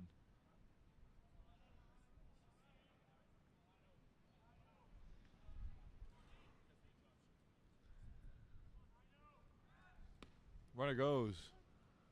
Cormier with a great jump. As it almost looks like he beat the ball to second base. Oh, yeah. He's pretty fast, John. Yeah. You know, I think I got a step on him, but yeah, I guess you can consider him fast. To you, he's fast. Yeah, okay. To you, he's just competition. You so- and Brad Ellis are neck and neck. Oh, 2 speed demons. gotcha. All right, I'll take that. For Yep. as We're- highly honestly, as you've talked he about does Brad, have such I'll a take high it. steal percentage on the team, especially with pick those your spots delayed, correctly. delayed steals. There's the 2-2 pitch from Hewitt. You know what? You're more like Coach Senya speed. That's just offensive. Hey, That ball hit the trees behind us.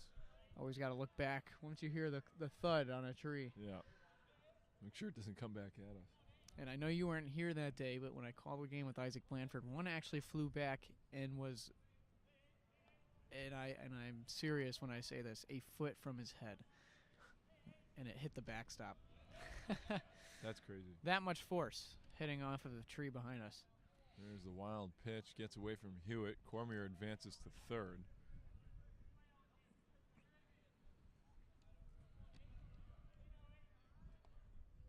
I know we mentioned this last game, but how many times do you think in the major leagues do they say that one's fouled off into the woods?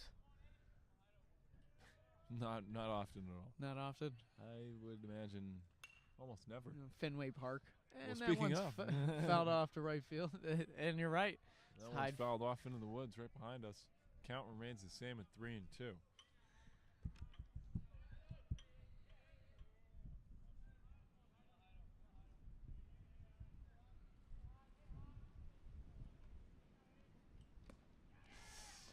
Gets Hyde to on a swing. and a miss. And that's how the bottom of the 5th inning will end. We head to the 6th coming up next.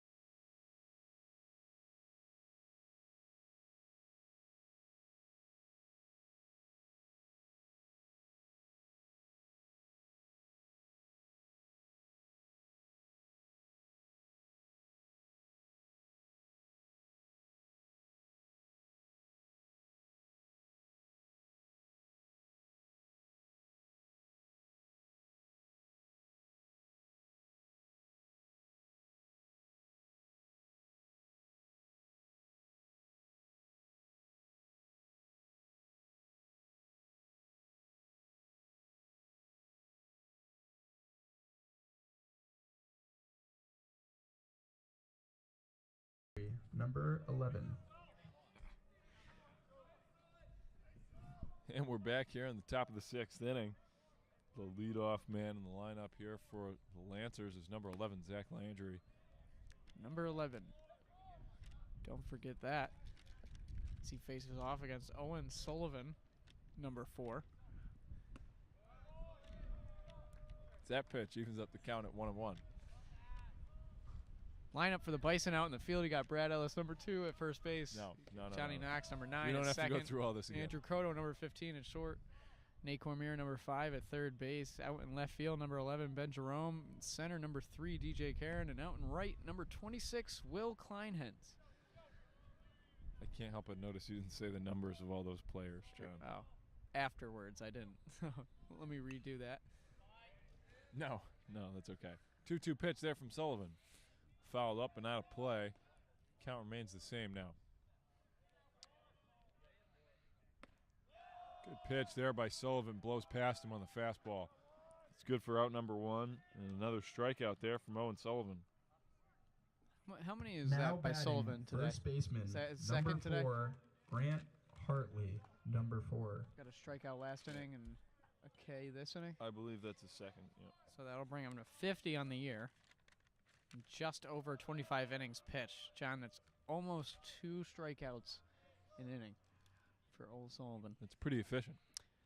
The grad next year will be going to play for Southern Maine.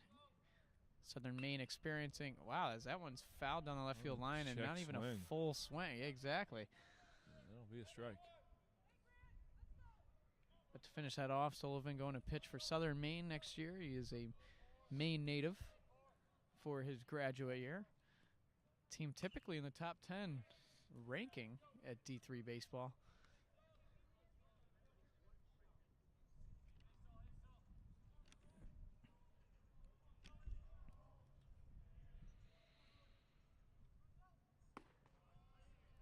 Good pitch there from Sullivan, just too high. Appears to even up the count at 2-2. Ball low, fills it up.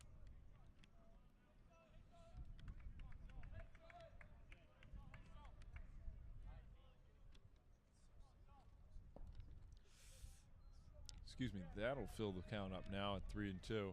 Couple of back-to-back sliders that have just fallen too far out of the strike zone. He comes right back to it. There it is. It's going to be a strikeout for Grant Hartley as he throws the bat, indicating that he walked. Now batting. Sullivan left gets the strikeout fielder, call. Number 40, Zach Roberts. Number 40. And John, with his third strikeout today, Owen Sullivan has tied Brendan Duffy at 51 strikeouts for the team lead.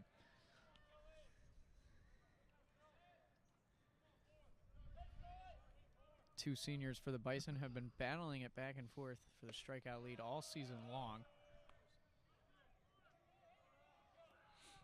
And Sullivan now gets Robertson an 0-2 count.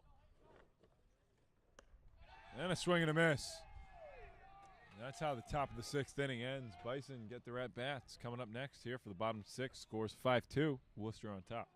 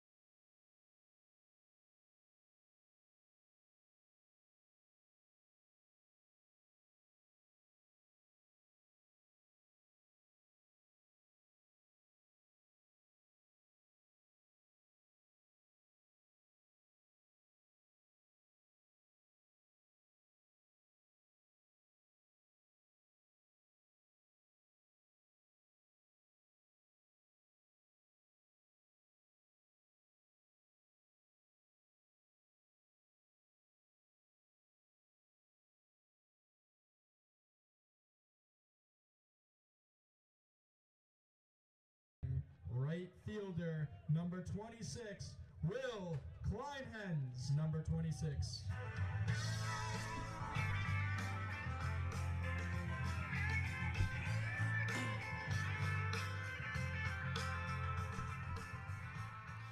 Welcome back, ladies and gentlemen, here for the bottom of the sixth inning in the out-of-conference clash between the Worcester State Lancers and the Nichols College Bison. Up to bat for the Bisons, number 26, Will Kleinhens, the right fielder. He's facing off against number 27, Nick Army, a new pitcher for the Lancers. This is his third appearance on the season. Only 2 innings pitched so far, and he's now facing a 1-1 count to Kleinhens. Last inning, we saw another freshman arm, Nate Hewitt. Pretty quick inning for Hewitt there, and brings up another freshman, Nick Army. Let's see what Army's response is. As he now faces a 2-1 count. Will Kleinhens, better known as Barrels by his teammates. Excuse me, I guess that was a 3-1 count, and then it'll go down Now as a batting, walk for Will first Kleinhens. baseman, number 2, Brad Ellis, number 2. Broadway girls a trap. They owe me, they tryna finesse me. They say one more than they know that I rap. My horse is plush, she turning me on. I jump on a horse, she get on the back. Went to the bar to go buy a drink. She listen to Pink, she told me she not a rap. I can't run out of money. The trenches love me forever. They dream in my head and my That'll bring up number 2, the first baseman for the Bison, Brad Ellis. Brad Ellis comes to this at bat 0-2 today, with a fly out to second base, and John, I believe, a throw down from short.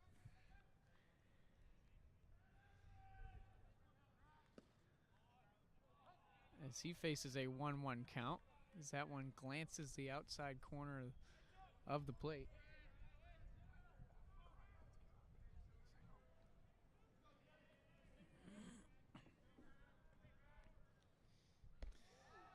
As that pitch by Army gets away from him, lands behind Brad Ellis. Sitting in the right batter's box.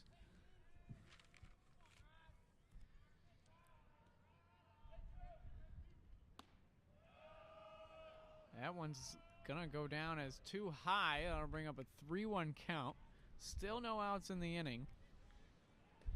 With a runner on first and a potential runner on first and second pending this pitch. That'll go down as a walk. Bison get runners on first and second. Batting, left fielder, number 11, Ben Jerome, number 11. Well, that'll bring up number 11, Ben Jerome, starting left fielder. It looks like head coach Dirk Baker is going to make a mound visit. And Worcester State sends another arm to the bullpen. That's number 19, Nick Busquet. Sure we'll get the pronunciation figured out. Couple of minutes. Looks like the head coach is just talking to his arm. That's Nick Army, trying to calm him down, get the first out of the inning.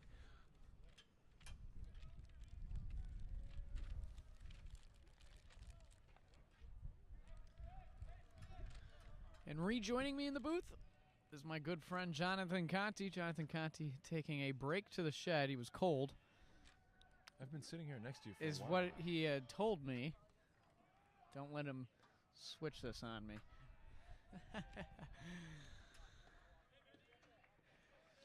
Army sets, delivers, and hits hit him. Jerome. In the left arm, that's going to send a base runner down first base. Ellis over to second. Now Kleinen's at batting, third. The catcher, number 20, Isaac Blanford, number 20. That'll bring,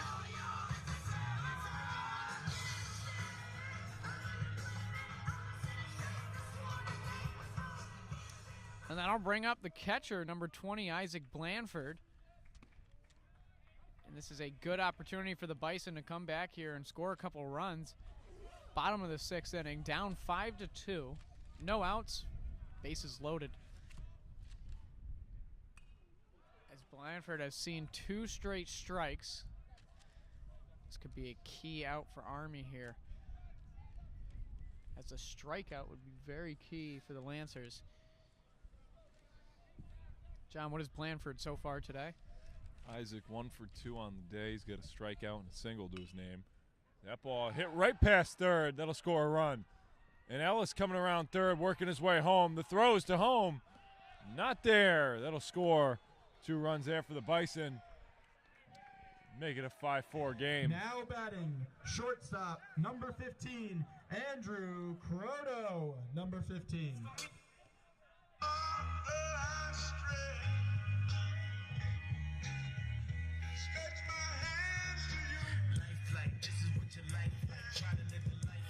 John, according to our scoreboard, it's a 10-4 ball game. I know it's realistically 5-4, but I was thrown off when I looked down I the just left did field the same line, thing, looking and I over was there. like, did they score 6 runs that we did not see? or 5 runs we didn't see, and there it's fixed. It's now a 5-4 ball game, like John had just mentioned. As the speed demon coming around from second base, Brad Ellis able to score on the Isaac Blanford single. Croto lays down a bunt right back to Army. Fumbles for the ball. Croto is out at first base. Now batting, center fielder, number 3, DJ Karen. This is Number 3. Very key at bat for DJ Karen. Just one out here in the inning too, John. Still an opportunity here with runners on second and third for the Bison. Karen now at the plate with just one out here in the bottom of the 6th inning. As he pops that one up in a right. That one will drop. And I believe it'll go foul.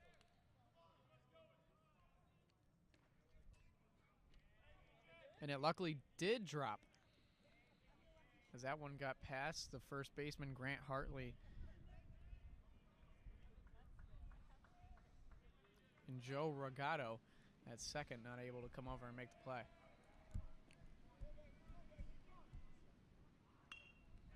Another bunt right back to Army. He gathers and flips to first.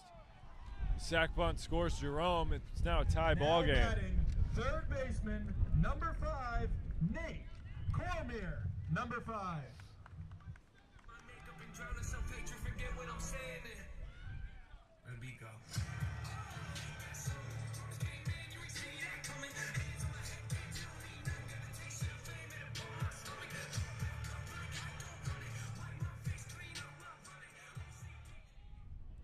And that'll be a tie ball game now after the sack bunt from Karen scores Jerome, dealing with a 5-5 score here. As Army just hits on that pitch for a strike.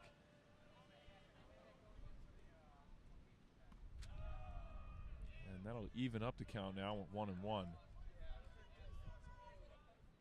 Blanford stands on third. Cormier here in the batter's box dealing on the 1-1. As that ball hit into the right center gap, it'll drop. Blanford scores. Bison got a lead. Cormier looking to go to 2. And he's in there for a double. Now batting, second baseman, number 9, Johnny Knox. Number 9. John, it looks like Worcester State has made the move. They will be calling in their bullpen pitcher. Correct me if I'm wrong. Is this the first time the Bison have led all game? This is not the first time the Bison have led all game, as they got to a 1-0 lead in the bottom of the first inning. Held that all the way till the top of the third. That's when Robert Cobb gave up 2 runs. And that was the last time they led. Then the Bison tied it again in the bottom of the third. Yep. And since then, they have seen nothing but a deficit. Now owning a 1-run lead, 6-5. It's a new arm on the mound here for Worcester. That is number Now 19. pitching, number 19, Nick Bousquet. Number 19. That is number 19, Nick Bousquet. I said Bousquet first time around. And we get ready for the pitching change here. We'll be back shortly.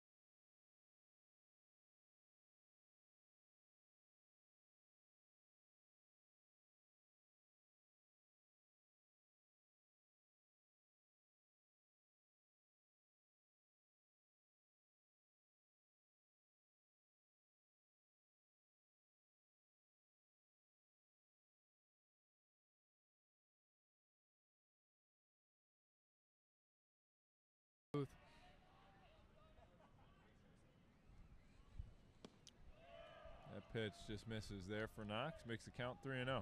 He's still here? He is still here. I just don't know how to get him over here. Well. Either I walk up to him and I ask, or I got a bunch of seeds. I could start laying a trail. Maybe he just starts picking them up one by one. That would be... Ooh, a seed. Ooh, another seed. Like from the shows. Right to the chair. I'd even give him my chair. It's now a 3-1 count here for Knox. 2 outs. That ball hit on deep into center field, peeling over to the right. Was that catch made for out number 3? That's how the bottom of the 6th inning ends. We head to the 7th. After this exchange of the sides, we'll be back.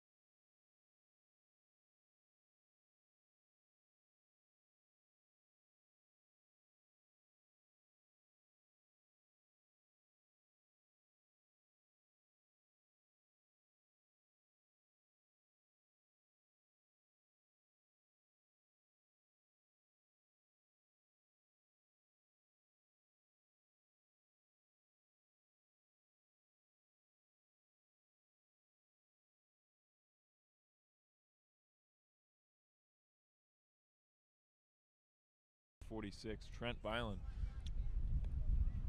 And John, he will face off against a new pitcher for the Bison. That's number 22, Patrick Sawyer. You got stats on Pat? And Patrick Sawyer, this is his 6th appearance on the season, only 2.2 innings pitched.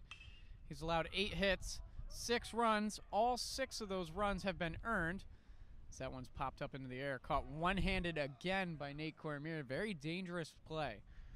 Able to get the out. Now batting the DH, number 22, Michael Maybe Jr. And Sawyer has 1 walk and 2 strikeouts, John. Good enough for a 20.25 ERA. Good enough. 1 out now in the top of the 7th inning.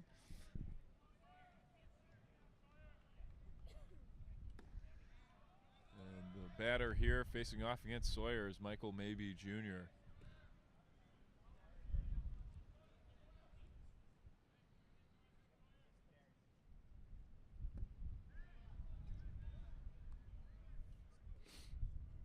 You know, when I heard the name for the first time, I had to see the spelling because I was a little confused at first. Almost as like when, you know, when our PA announcer was saying his name, I thought he was questioning whether or not he was a junior. Maybe. I don't, Maybe? I didn't see his dad here.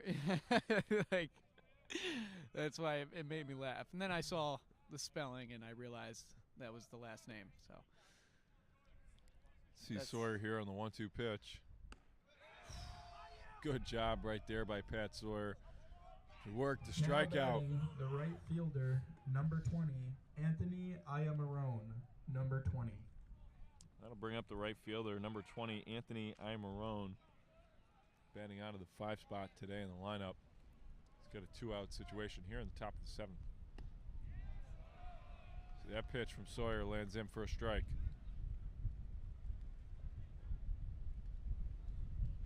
John's both teams looking very similar on the years. Worcester State came into today's game 19-17. The Bison 17-19-1.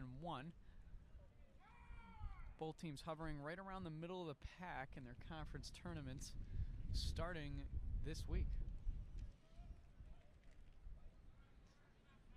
It's absolute dust bowl in there, John. Once this wind starts picking up, it's all over the place. Well, this actually might be the second coming of the real Dust Bowl back in the 1930s. And right now, John, you can see it here. It's working its way right to left. No, I can't see. I can't see. It's a Dust Bowl. It's pretty hard to see. My eyes are covered. And, John, I walked in here today with a green sweatshirt on. I am now what people have told me a brown sweatshirt. A lot of clay, a lot of quick dry. Great job there. Great excitement by Pat Sawyer. Get the next strikeout there. That's out number 3. That's how the top of the 7th ends. No runs get across for the Lancers. Score remains 6-5 in favor of the Bison. We get ready for the bottom of the 7th coming up next.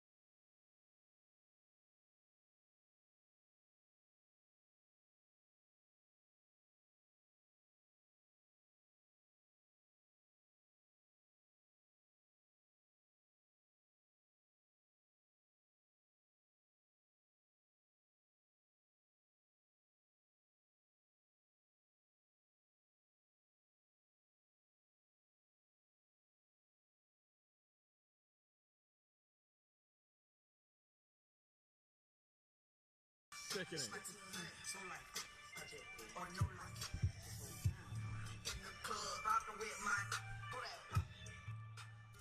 We're back here in the bottom of the 7th inning. Brennan Hyde leads off here for the Bison. And great showing in the top half of the 7th inning by Patrick Sawyer. Remnants to Brody Altire from last season. Good pitcher, a lot of strikeouts. Good couple innings pitched. I remember. That pitch fouled off there from Hyde. Evens up the count at 1-1. What is Hyde today, John? Brennan Hyde looking at a potential home run. Popped up ball in the left. That catch is secured there for out number 1. Now batting, right fielder, number 26, Will Kleinhens, well, John, number 26. It's funny you asked that because the situation for Hyde is that he's reached first twice by way of 2 errors.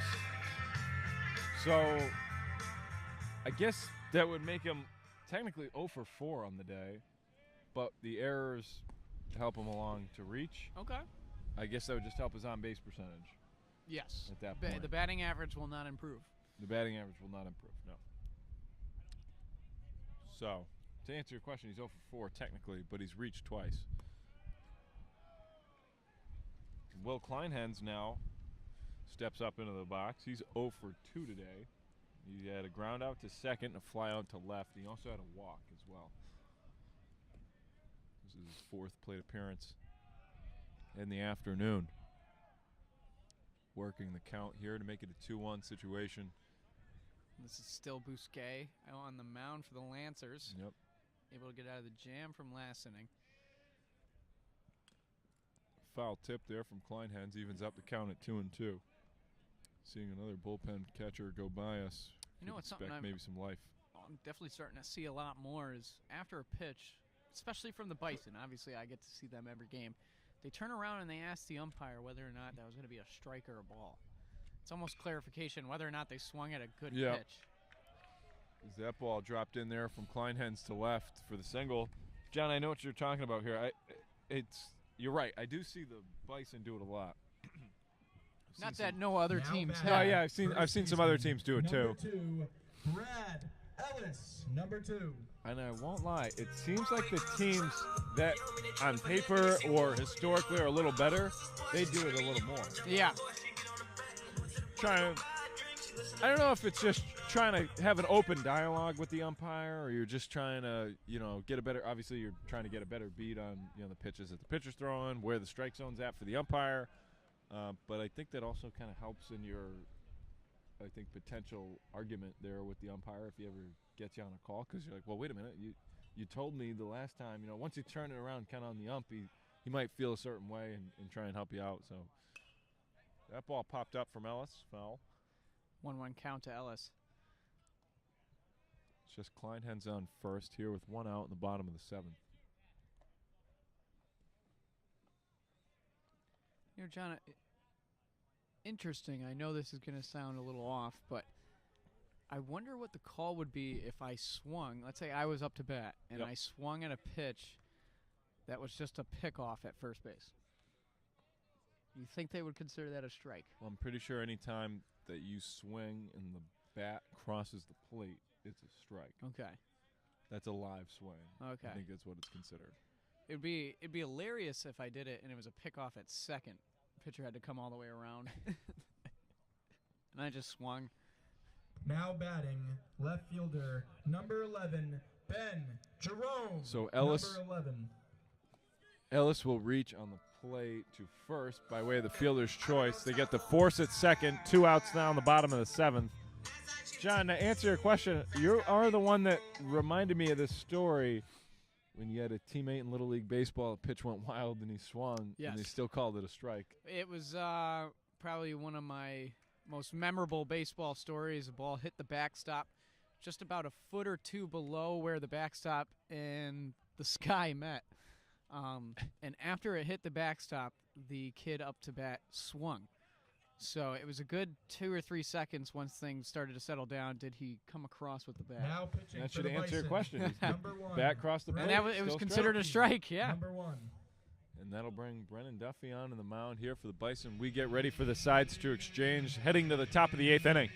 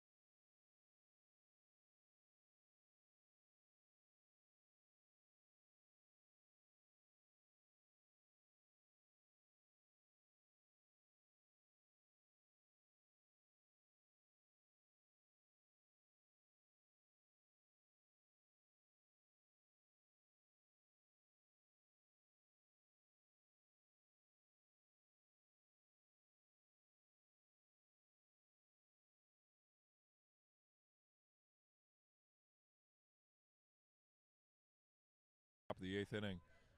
Tyler Smith, the leadoff man for the Lancers, number 44.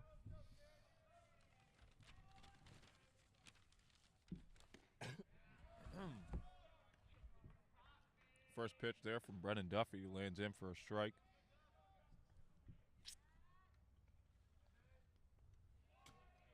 A wild pitch to respond. Evens up the count at 1-1. New arm on the mound for the Bison. It's number 1, Brennan Duffy.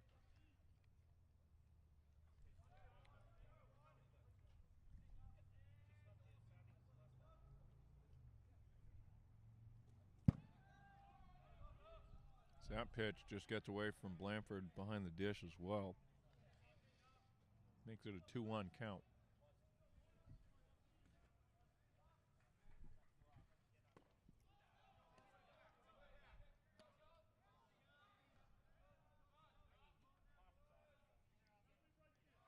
Nichols College just had their graduation this past Saturday, so congratulations to all the recent graduates. One of them being Brennan Duffy, the pitcher on the mound. Another Bison who just graduated, DJ Karen out in center field, Nate Cormier over there at third. That ball hit right through the middle there for a single from Smith. That'll be a good leadoff single for the Lancers. Now batting, center fielder, number 34, Sean Dutton, number 34. This will bring up the center fielder, number 34, Sean Dutton.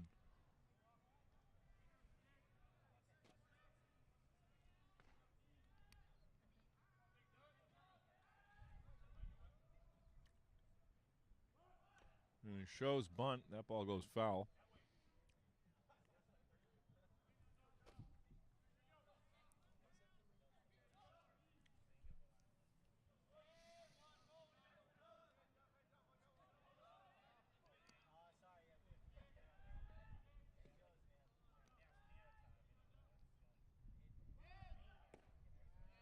Showing bunt again. That pitch goes in there for a strike, makes the count 0-2. Brennan Duffy got a chance here to work something. Trying to get the first out of the top of the 8th inning. Checks on Smith at first.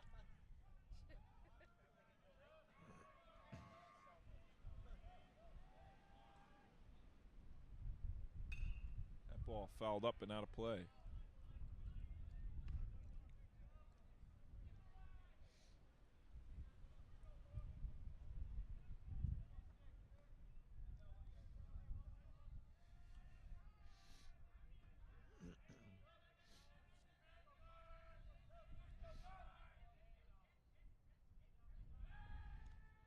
Duffy throws back over to Ellis at first. He's got a quick delivery to work over on the pickoff attempt. Not really coming over the top, more so throwing sidearm. It's risk reward there. That pitch inside. Got Dutton to turn away from it.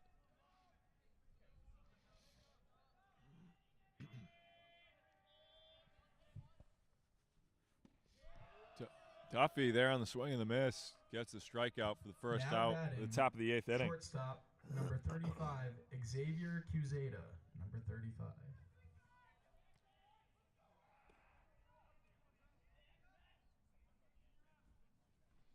And this is number 35, Xavier Cuseta.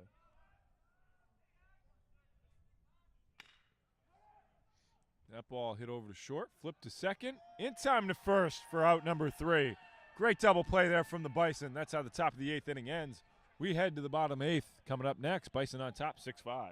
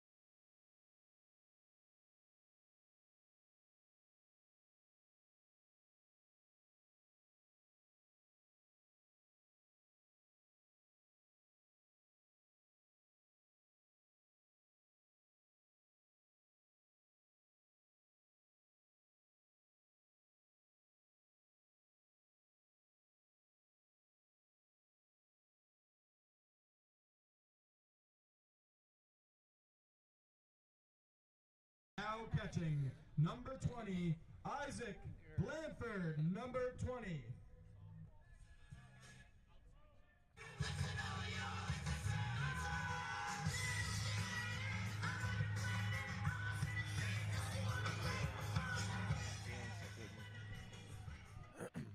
We're back here in the bottom of the 8th inning. Leading off for the Bison is Isaac Blanford, number 20. Joined in the booth is a dog. Her name is Lily. I'm getting a couple pets in here. Welcome to the booth, Lily.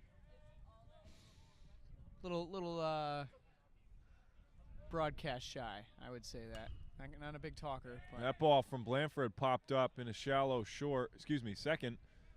And the second baseman's able to get under it there for out number 1 at the bottom of the 8th Now inning. batting, shortstop, number 15, Andrew Croto, number 15.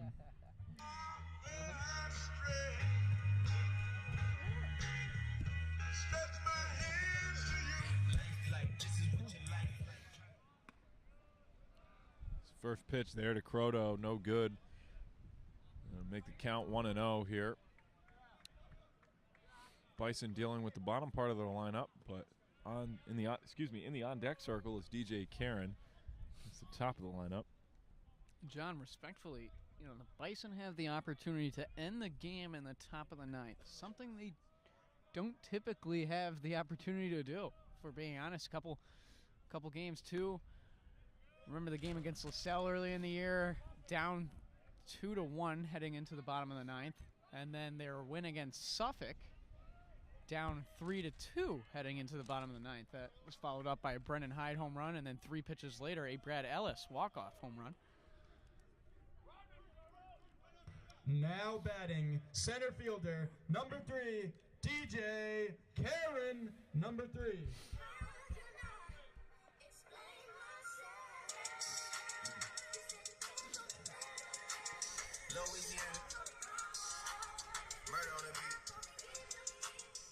Brings up the top of the lineup, leadoff man in the order. That's DJ Karen.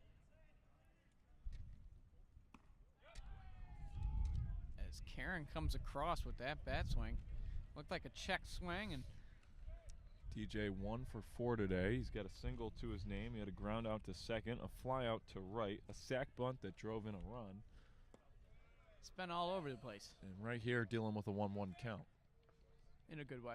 Yep. Obviously the sack bunt, something to take into account there. Yeah, that was a big run, actually. That was the tying run that got across.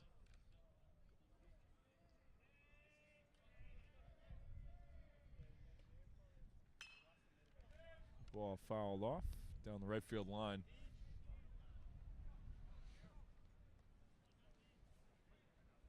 That'll make the count 1-2.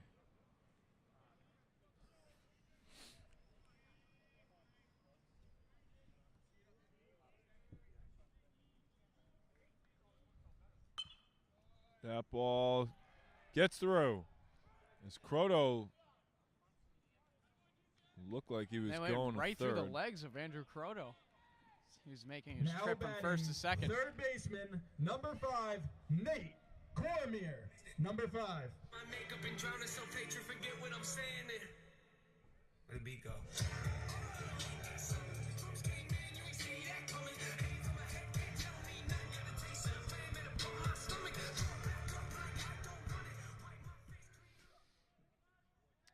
This brings up Nate Cormier now with runners on first and second after the single from DJ Karen.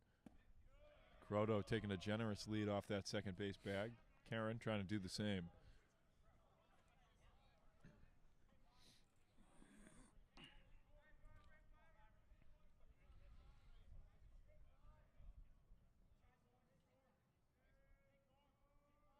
Runners go.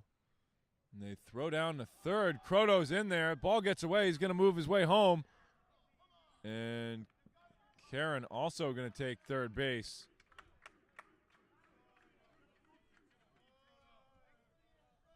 That'll extend the lead to 2 runs. Just what the Bison need. A couple insurance runs. They've been playing great defense here in the last couple of innings, but And there's no guarantee here, John, but word from my eyes, because I went over and saw myself. Number 8, Brendan Hyde, designated hitter for the Bison, is warming up in the bullpen. A little concerning heading into this inning, only up by 1 run. I feel better about it now. Up 2. Okay, now up 2. You know, a guy who doesn't even typically play out in the field would get the opportunity to pitch. That is a good point. We haven't seen him in the field for the majority of the games that we've called. For, you know. I don't even know if he has a glove. I haven't seen him pick up a glove. He's a hitter. Let's make that very clear.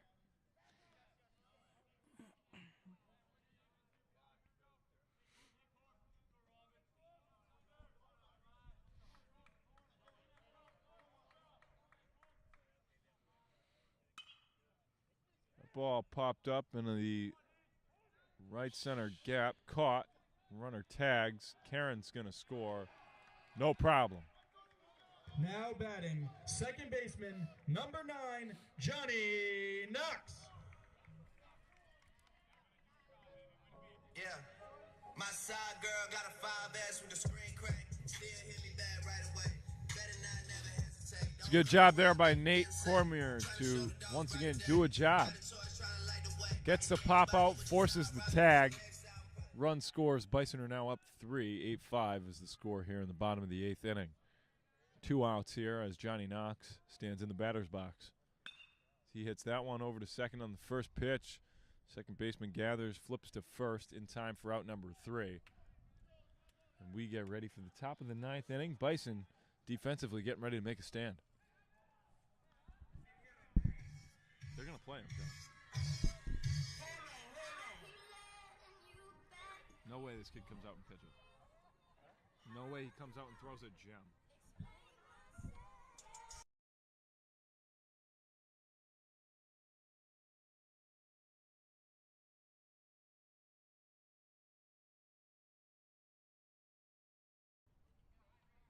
He was throwing all.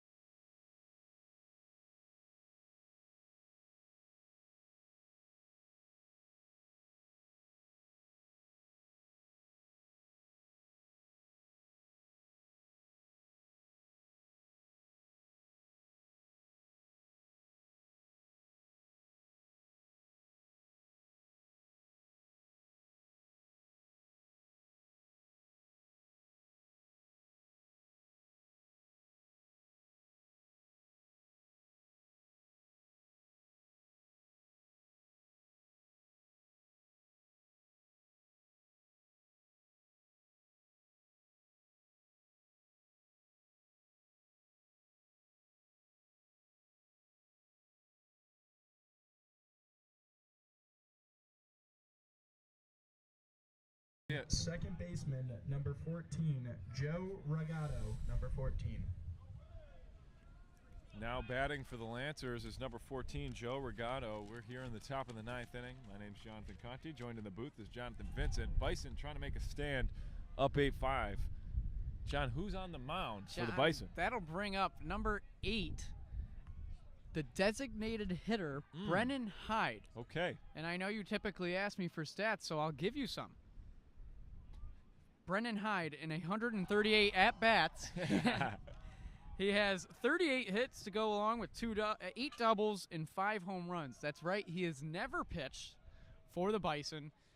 And he comes in here to close the game with an 8-5 lead.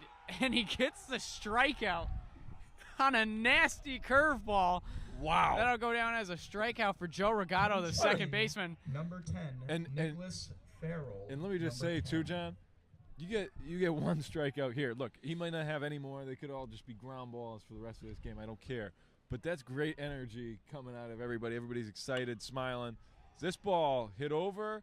Croto gathers, throws to first. In It's time. going to be a for out beautiful number 2. play.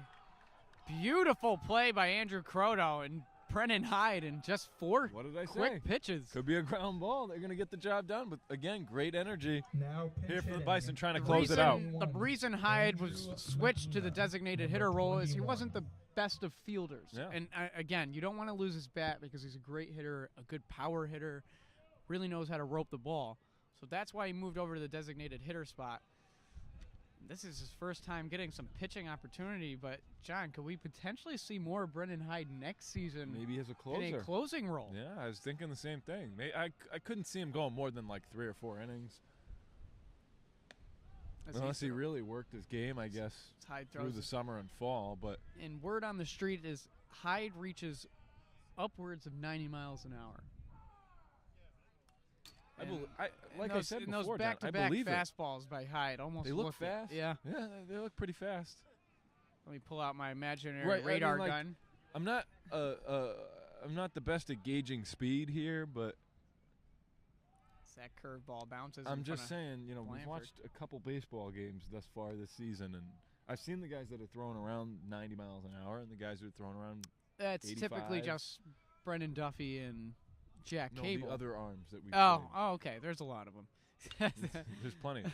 That ball goes over to second. Knox gathers and throws. And In that's- time. That's the game. Final out. Ladies and gentlemen, that's out number 3 here in the bottom of the 9th inning. The score is 8-5. Bison get a win.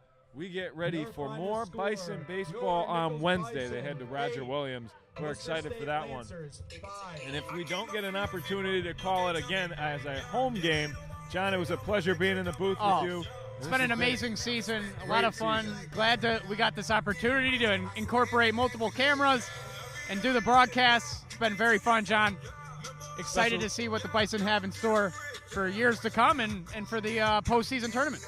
Special shout out to Glenn Nath. Thank you again for the opportunity, and the rest of the Bison baseball program and Nichols Athletics Department. We appreciate it. Thank you again, ladies and gentlemen. Enjoy your night. Go Books. Go Bison.